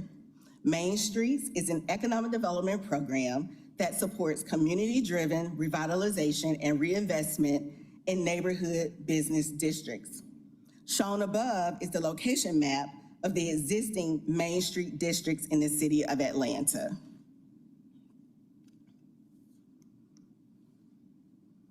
The Department of City Planning, through its Office of Housing and Community Development, is working in concert with the Mayor's Office of Policy on the Neighborhood Reinvestment Initiative. Shown on this slide are the areas of focus for the initiative: Campbellton Road Corridor, West Hollowell Bowen, Bankhead Grove Park, English Avenue Vine City, Thomasville Heights, and downtown Mechanicsville. Today, the NRI Strike Force has been formed to assist in moving projects through the planning, development, and construction processes. The NRI Commission was just recently adopted and is currently forming. Neighborhood empowerment. The Office of the Commissioner houses the Neighborhood Planning Unit Division, which works with 25 distinct areas of the city consisting of over 240 unique neighborhoods. NPUs serve as citizen advisory councils that make recommendations on matters pertaining to land use, zoning, and community planning. Neighborhood planning units are the 4 pillars in action, promoting safe, vibrant communities that offer a sustainable quality of life for everyone while demanding a government that operates with integrity, transparency, and accountability. The department continues to actively encourage citizen participation in its government decision-making process. To date, we're averaging about 72 plus average attendees at NPU meetings, with over 1,000 applications currently reviewed by the NPU members. NPU University continues to be one of the Department of City Planning's premier initiatives, providing informative tools and training for Atlanta residents desiring to become effective community leaders. The Civic Responsibility for Young Leaders program consisted of rising high school juniors and seniors in the Atlanta public school system for a week-long summer enrichment program focused on civic engagement, community leadership, neighborhood empowerment, and legislative processes. Applications are currently open for summer 2026. This year, the department forged a partnership with Clark Atlanta University Office of Online Learning and Continuing Education to conduct the Community Leadership Institute of Atlanta. Participants in the program learn how to navigate local government, build inclusive coalitions, and apply ethical, culturally responsible approaches to community development. Applications are open for spring 2026. In closing, the team in the Atlanta Department of City Planning understands that our role in shaping the city from time to time may require some tough actions. However, please know that we do this regardless of the office in which we work and position we have, to ensure Atlanta continues to be the place for anyone to live, work, play, and serve. This concludes City Planning's report for the first quarter FY 2026. Be on the lookout for more exciting projects, programs, and initiatives in the new year. Thank you. Thank you. Any questions, comments from colleagues? Just for the viewing public, we do get this presentation ahead of time, so we appreciate you and being able to pour over. One question I did have was a little bit, sometimes we get an update on permit processing time. I don't know if you can give us an update on that. So what I do want to let you know, we are in the process of retooling how we present that permitting data to you. Okay. So in our report for second quarter, we'll be able to not only give you a little bit more insight into reporting on our permitting data, but we're also looking at retooling how we present code enforcement, zoning inspection enforcement data to you. Okay, well, thank you. We appreciate you giving this last quarter update of this council, and we look forward to seeing you next year. Thank you. All right, thank you.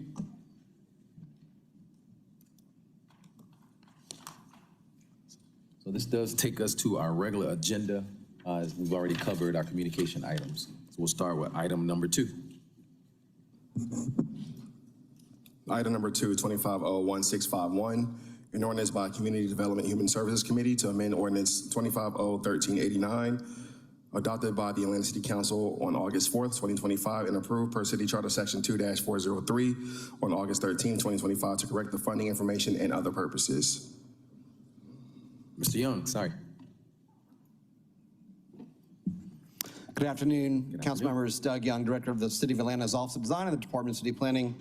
This is just a corrective piece of legislation to take care of our account numbers. The budget for the grant needed to have a more variety of spending options, so we're moving it from one account line to another, same total funds, same timeline. Got a motion to approve by Westmoreland, second by Norwood. Please open the vote. The vote is open.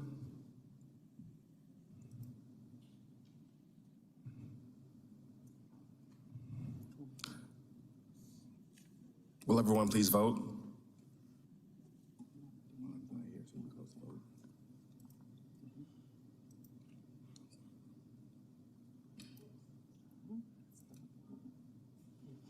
The vote is closed. 5 yeas, 0 nays. This item is favorable.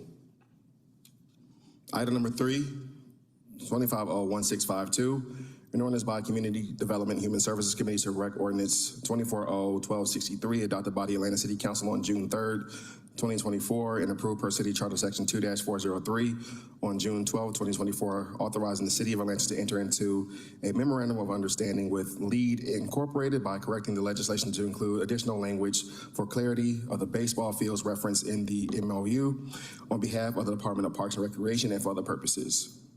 Deputy Commissioner Meyer. Good afternoon, Chair Winston and members of council. My name is Rachel Marr, and I'm the Deputy Commissioner of Partnerships and Enterprise in the Department of Parks and Recreation. This corrective legislation clarifies the specific baseball field referenced in the initial legislation that authorized an MOU at Center Hill Park with LEAD, a nonprofit whose purpose is to provide programming, including youth baseball training, academic support, community service engagement, and emergency outreach support. There are 2 baseball fields at Center Hill Park, and the original legislation did not differentiate between the 2. So this correction specifies the field addressed in the MOU is that located off Donnelly Hollowell behind APD Zone 1 building. No other terms of the original ordinance have been changed. Thank you. Any questions, comments from colleagues? Motion to approve by Westmoreland, second by Bakhtiari. Please open the vote. The vote is open.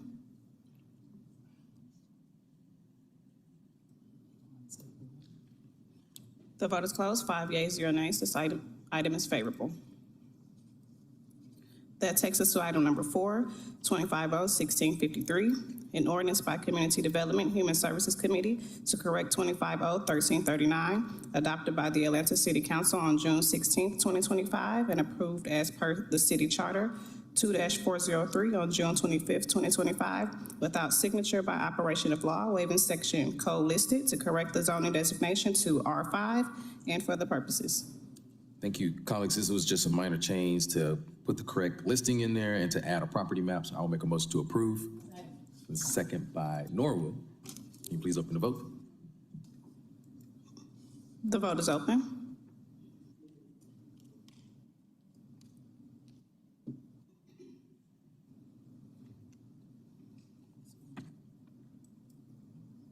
vote is closed. 5 yeas, 0 nays. This item is favorable. That takes us to item number 5, 25-0-1658. This item has a substitute that changed the caption. May we have a motion to bring forth the substitute? Motion to bring forth the substitute. Second by Bakhtiari. Can you please open the vote? The vote is open. The vote is closed. 5 yeas, 0 nays. The substitute is before you. 25-0-1658. A substitute ordinance by Community Development Human Services Committee authorizing the mayor or his designee on behalf of the city of Atlanta to acquire from the Conservation Fund 6 contiguous parcels of land comprising approximately 53.19 acres more or less of real property located along Boulder Park Drive Southwest, Fulton County, tax ID numbers listed. 254 Dollar Mill Road Southwest, Fulton County, tax parcel ID number listed. And Dollar Mill Road Southwest, Fulton County, tax parcel ID number listed. For the purpose of creating a new nature preserve in Southwest Atlanta and for the protection, maintenance, and regeneration of trees and other forest resources as authorized under City Code section number listed, to be designated in perpetuity as forested land, authorizing the mayor or his designee on behalf of the city to execute all documents necessary to acquire the property, authorizing acquisition, due diligence, closing costs, signage, demolition, site stabilization, and other site development costs in an amount not to exceed $1,982,457.87 to be paid from the impact fee in the tree trust funds accounts, amended the 2026 General Government Capital Outlay Fund budgets in Department of Parks and Recreation and the Department of Finance, Park West Service District by transferring funds to and from the various accounts listed herein, waiving Chapter 2, Article 10, Division 14, section number listed of the Procurement and Real Estate Code of the City of Atlanta Code of Ordinances and for other purposes. Wow. While you get some water, we'll let Deputy Commissioner Voss speak to this legislation. Thank you, Mr. Chair and members of council. Thank you, Jasmine. Appreciate that. This is, I think, the second meeting in a row I've got to come before you to talk about property that we are purchasing. We're super excited about this purchase as well. This authorizes 53 acres, made up of 6 contiguous parcels in Southwest Atlanta. It's along Dollar Mill and Boulder Park Drive. We've been looking at this parcels for a long time. We're working with the community as well. It's in District 10. And we've worked with the Conservation Fund to acquire this property, and now we will attain it for ourselves. To utilize Tree Trust Fund, the property has to have at least 80% more tree or canopy cover. It has to have a minimum forestation of 1,000 DBH inches or 50 mature trees per acre. Our city arborist has affirmed that, and both Councilmember Prince and Cutler have attested to that fact. This property is being preserved in perpetuity for its high conservation value, including preserving older growth trees. It represents a critical large acreage for wildlife habitat, and it actually protects the community's ability to continue to fish at this property, which they have done so for a long time. By being available to the public, it'll remain in perpetuity as a park, and we're super excited about this purchase, and if you're happy to answer any questions you might have. Thank you. Any questions, comments for Deputy Commissioner Voss? Move approval. Motion to approve by Westmoreland, second by Bakhtiari. If you please open the vote. The vote is open.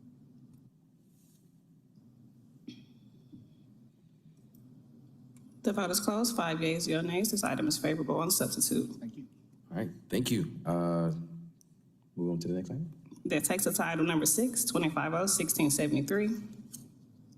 An ordinance by council members Jason H. Winston and E.J. Collins, authorizing the mayor or his designee to enter into an amended intergovernmental agreement with the Atlanta Urban Development Corporation governing the development of affordable housing on city-owned surplus properties, to provide for the use of additional City of Atlanta funding, authorizing the chief financial officer or his designee to make a payment to AUDC from the Affordable Housing Trust Fund in an amount not to exceed $500,000.00 in FY26, and to reserve for AUDC in an amount not to exceed $1,500,000.00 in the Affordable Housing Trust Fund in FY27, pursuant to the amended intergovernmental agreement, authorizing the mayor or his designee to execute all other documents necessary to consummate the actions authorized hereby and for the purposes. Mr. Tucker, how you doing? Good. Chair Winston, members of CDHS, good to see you all. So you'll remember that when we created, or rather when Atlanta Housing first created Atlanta Urban Development Corporation as a subsidiary of the Housing Authority, the city had entered into an original intergovernmental agreement that was 23-0-1385. We ended up executing that in December 2023. That IGA had contemplated not just the transfer of 3 sort of flagship public land properties to AUDC to begin working on redeveloping those into affordable and mixed-use housing, but it also authorized an initial tranche of funding just to support their operations, given that they were spinning up, kind of in startup mode. A few years have passed. They've done a lot of great work. Those original public land redevelopment timelines have been a little bit longer than perhaps initially hoped, in part because of economic circumstances, but they found ways to pivot and be really effective. I just pulled the numbers this morning. They've had 13 private enterprise agreements approved by their board to date, creating and preserving over 1,200 units of affordable housing. So, as those public land projects continue apace, get to closings and actually get to deliveries, they will find ways to sort of cash flow those properties to continue to support their operations. But in the meantime, we want to make sure that they don't slow down, that they continue to grow their capacity and continue to grow, the numerous abilities through which they can support housing affordability. So that is the purpose of this paper. It would authorize the transfer of $500,000 initially out of FY26, and then reserve a remaining $1.5 million from the FY27 budget for the Housing Trust Fund. All right, thank you. Any questions, comments from colleagues?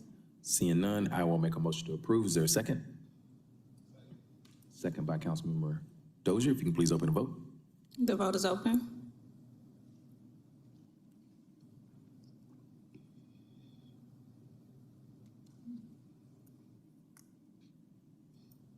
The vote is closed. 5 yeas, 0 nays. This item is favorable. That takes us to item number 7, 25-0-1674.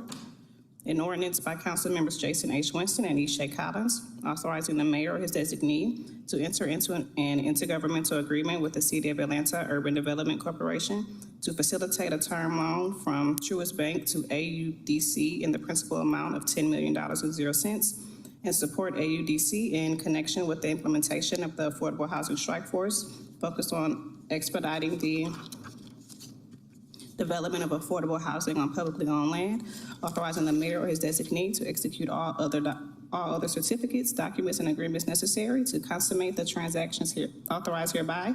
And for the purposes, Mr. Chair, this item has a substitute. The substitute clarifies that the proceeds of any land sale will form part of the Atlanta Housing Trust Fund allocation in the future. I'll make a motion to bring forth the substitute. And a second by Dozier. If you can please open the vote. The vote is open.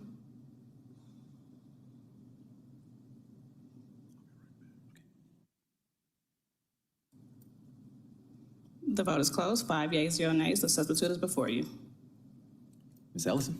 Yeah. Hey, everybody. So this IGA will allow for a bridge gap to preserve 623 units of affordable housing. 20% of them will be deeply affordable at rents of 30% AMI or less, and 80%, the remaining 489 units will be at rents of 80% AMI, will be naturally occurring affordable rents. These units were recently renovated and would be available immediately for people to lease out.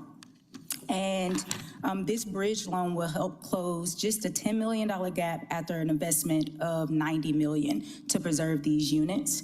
And we will be able to purchase these units, which would typically be about $150,000 a unit, a door. But at this price, we would be able to purchase these units at about half that price, at $75K a door, which is unprecedented right now. So this is a great opportunity that we don't want to miss out on, given the housing crisis that we're experiencing. And we will be able to add 689 units towards our 20,000 unit goal for the city. As well as these units will be located in an area that is rich in job and transit opportunities. And regarding the substitute or the additional information that was added today, we are working with various departments to identify potential surplus properties within the city of Atlanta that could go towards this. And if not, we are also working on alternative plans to complete the loan. All right, thank you. Any questions, comments from colleagues? Councilmember Dozier. Thank you, Mr. Chair. Just a quick question, Ms. Ellison. Is this tied to a specific location or specific project? Sorry if you said that and I missed it, or is this more broader? It is attached to a specific property, but I didn't want to disclose it because the deal Understood. hasn't been finalized. But this bridge will allow us to finalize that and preserve these units. Understood. Thank you, Mr. Chair. Y'all. Got a Second. Motion to approve by Councilmember Westmoreland, second by Councilmember Dozier. If you can please open the vote. The vote is open.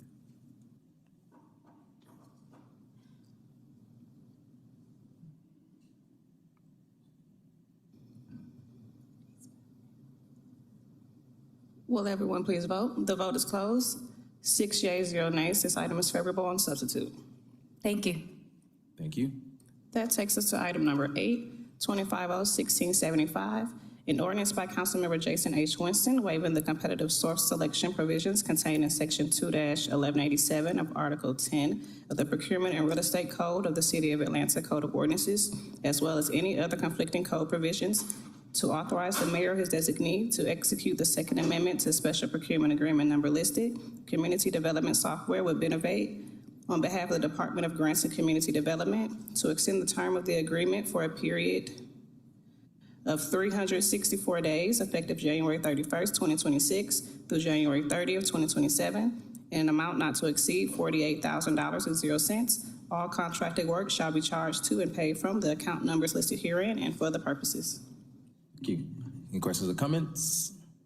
Seeing none, I will make a motion to approve. Is there a second?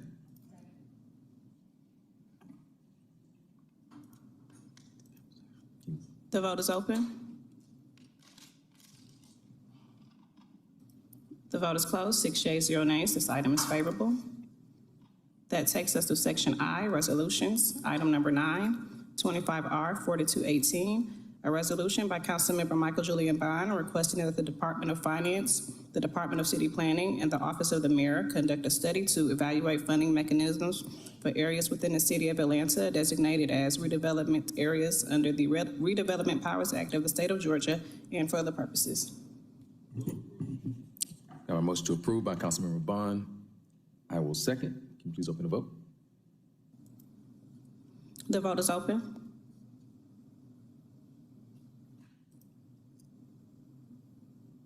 The vote is closed. 6 yeas, 0 nays. This item is favorable. Councilmember Bond. Thank you. I'd like to explain my vote. You know, I read this paper at the end of the last council meeting, and I couldn't get a second to pass it at that meeting. And the reason I got all away from the microphone was like, oh, we don't like to do things at the end of the council meeting when there's been no review or comment. We just passed this piece of legislation. Nobody raised one word. Nobody said one thing. Now, maybe you've read it, but it could have just as easily as passed 2 weeks ago.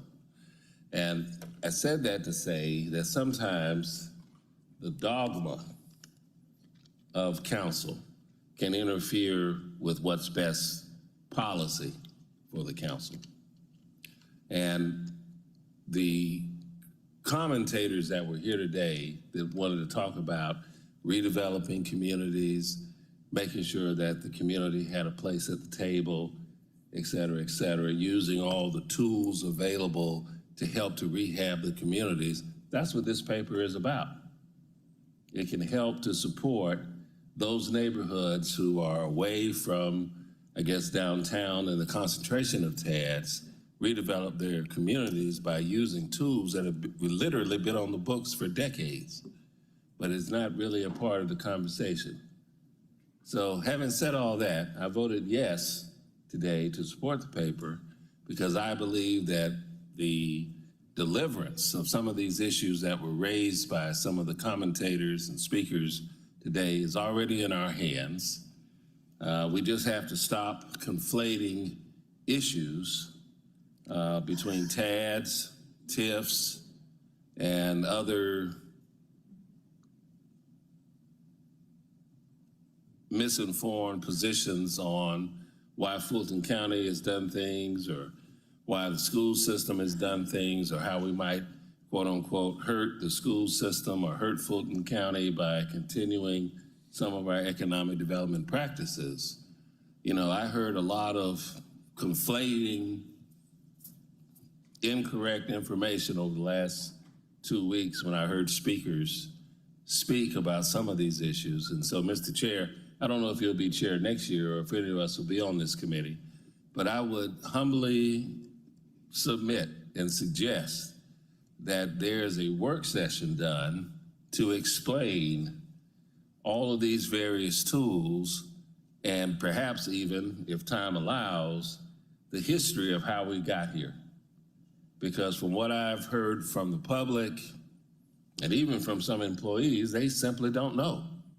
And they are not as informed as they should be, and of course, the public is not as informed as it should be. So I would make that suggestion that whoever winds up here next year, that we do that within the first quarter of the year to educate the public about what tools and remedies they actually do have to address some of these issues.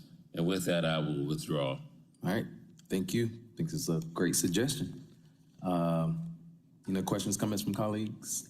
Yes, I would just like to say to Mr. Bond, I appreciate your legislation. I did see it the day that you presented it. It had not been reviewed by anyone.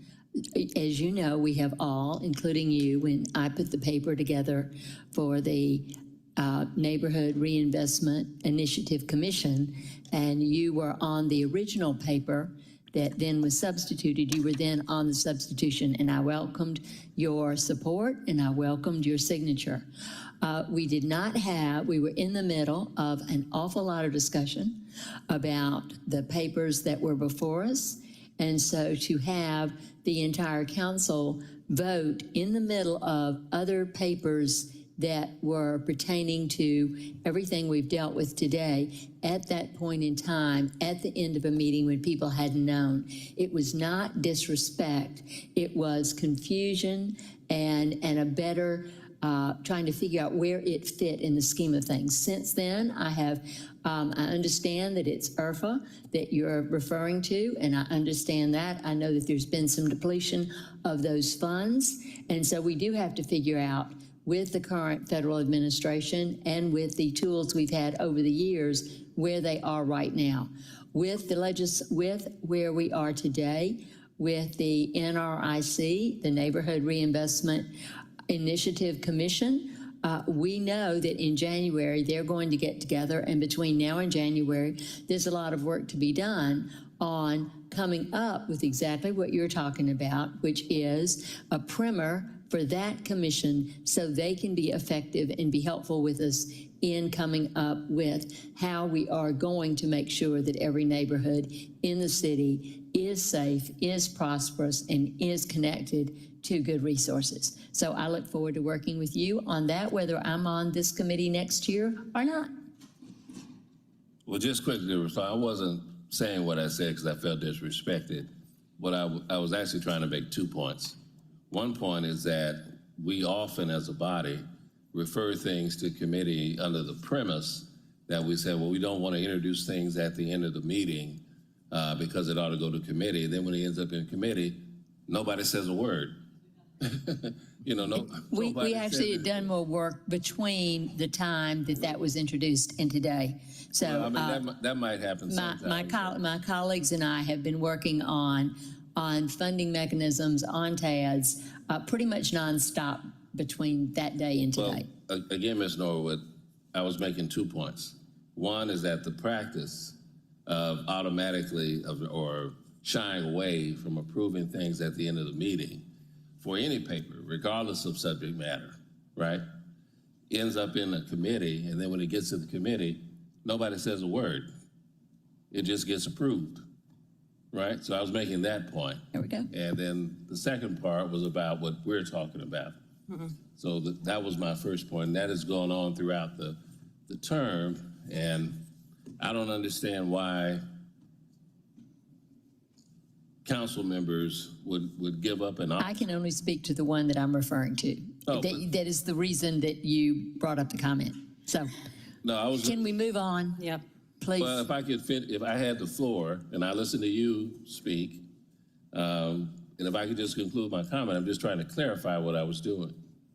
So as again, I was trying to make 2 points, one about the referral, and then the other about the substance of the paper. And that was it. Okay. Thank you. All right, appreciate it. We're gonna move on to the next item. I can't with this.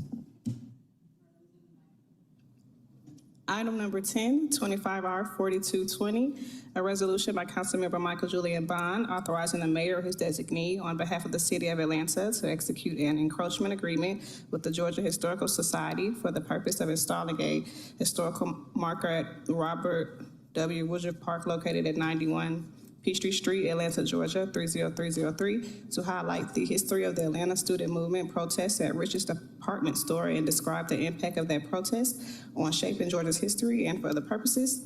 There has been a request from the Department of Parks and Recreation and the Georgia Historical Society to file this item. Thank you. I have a motion to file from Bakhtiari. I will second. Please open the vote.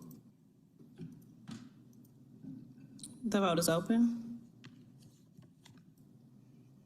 The vote is closed. 6 yeas, 0 nays. This item has been filed in committee.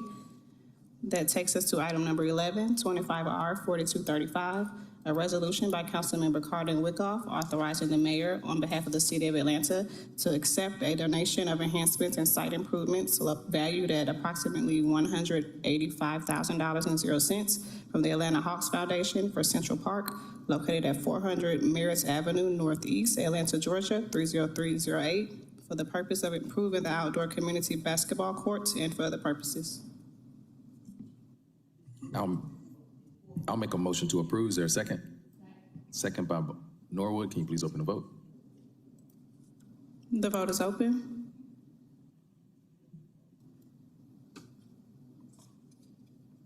The vote is closed. 6 yeas, 0 nays. This item is favorable. That takes us to Section J, papers held in committee. Our first of which is item number 31, 25O1534, an ordinance by Councilmember Liliana Bakhtiari as substituted by Community Development Human Services Committee to amend the land use planning section of the 2025 Plan A, City of Atlanta Comprehensive Development Plan, so as to designate property located at 942 Gresham Avenue, Southeast, Atlanta, Georgia, 30316 to the medium lot single family development pattern designation and for the purposes. I will make a motion to approve. Is there a second? Second by Bakhtiari. Can you please open the vote? The vote is open.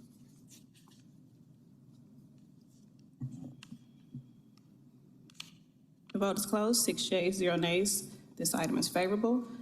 That takes us to item number 38, 25O1598, CDP 2529, an ordinance by Community Development Human Services Committee to amend the land use element of the 2025 Atlanta Comprehensive Development Plan so as to redesignate property located at 1669 Stanton Road Southwest from the MLSF Development Pattern Designation to the LDR Development Pattern Designation and for the purposes. I'll make a motion to approve. Is there a second?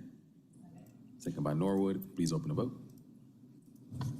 The vote is open. The vote is closed. 6 yeas, 0 nays. This item is favorable. That takes us to item number 40, 25R4133, a resolution by Council Members Marcy Collier Overstreet and Ishay Collins authorizing the City of Atlanta to donate a total amount not to exceed $350,000.00 to Medesi Road pursuant to Section 6-306 of the City of Atlanta's Charter to support neighborhood partnership organization capacity building services, authorizing the mayor or his designee to enter into a donation agreement which shall detail the actions of Medesi Road to provide neighborhood partnership capacity building services, and to authorize the chief financial officer or his designee to make all payments from the accounts listed herein and for other purposes. Mr. Chair, this item requires a substitute, and the substitute as the proper funding information and explicitly states that 50% will be paid on or after January 1st, 2026, and 50% will be paid on or after July 1st, 2026. I'll make a motion to bring forth the substitute. Have a second by Bakhtiari. If you could please open the vote. The vote is open. The vote is closed. 6 yeas, 0 nays. The substitute is before you. All right, now we'll hear about the legislation.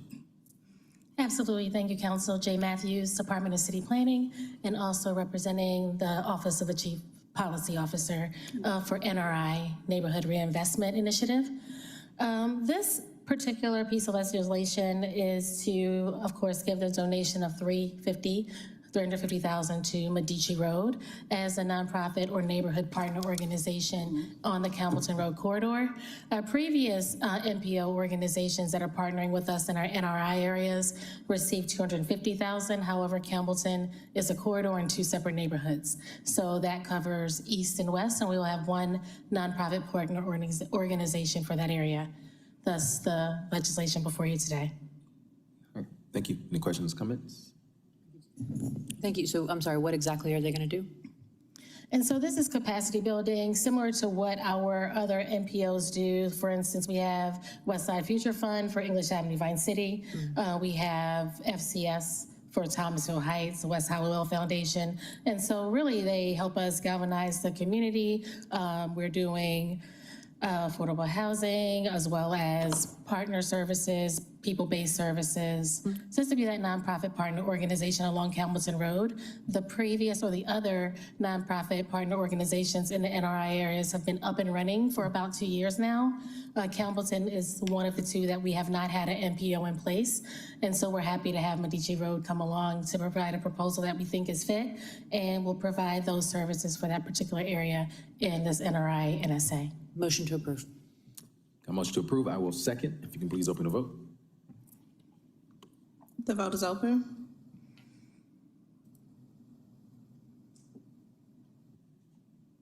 The vote is closed. 6 yeas, 0 nays. This item is favorable on substitute. Thank you. That takes us to item number 41, 25R 4139, a resolution by Councilmember Michael Julian Bond authorizing the City of Atlanta to donate a total amount not to exceed $160,800.00 to Partnerships for Southern Equity pursuant to Section 6-306 of the City of Atlanta's Charter to support the Mayor's Neighborhood Reinvestment Initiative, authorizing the mayor or his designee to enter into a donation agreement which shall detail the actions of Partnership for Southern Equity to provide best practice recommendations and support for the Neighborhood Reinvestment Initiative, and to authorize the Chief Financial Officer or his designee to make all payments from the accounts listed herein and for the purposes. Mr. Chair, there is a substitute for this item, and the substitute identifies that the funding for the donation will come from the Atlanta Affordable Housing Trust Fund. I'll make a motion to bring forth the substitute. Is there a second? Second by Bond. If you can please open the vote. The vote is open.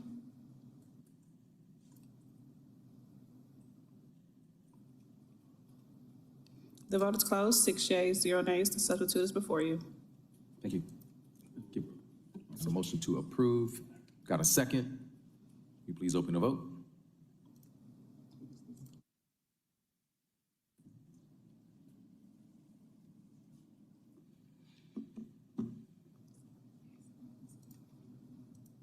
The vote is open.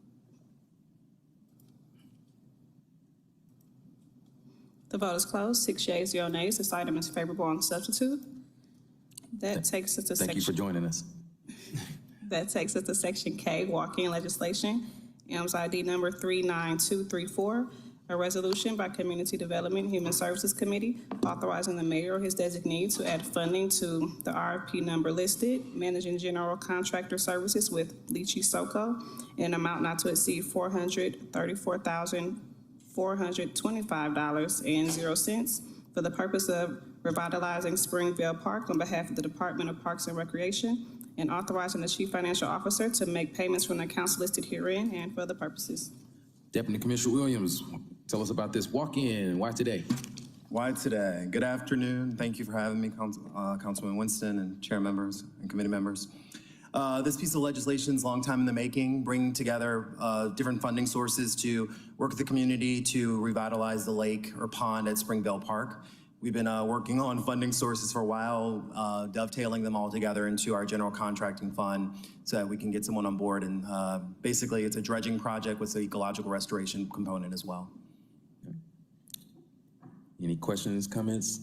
Motion to approve, motion approved by Bakhtiari, second by Westmoreland. If you can please open the vote. The vote is open.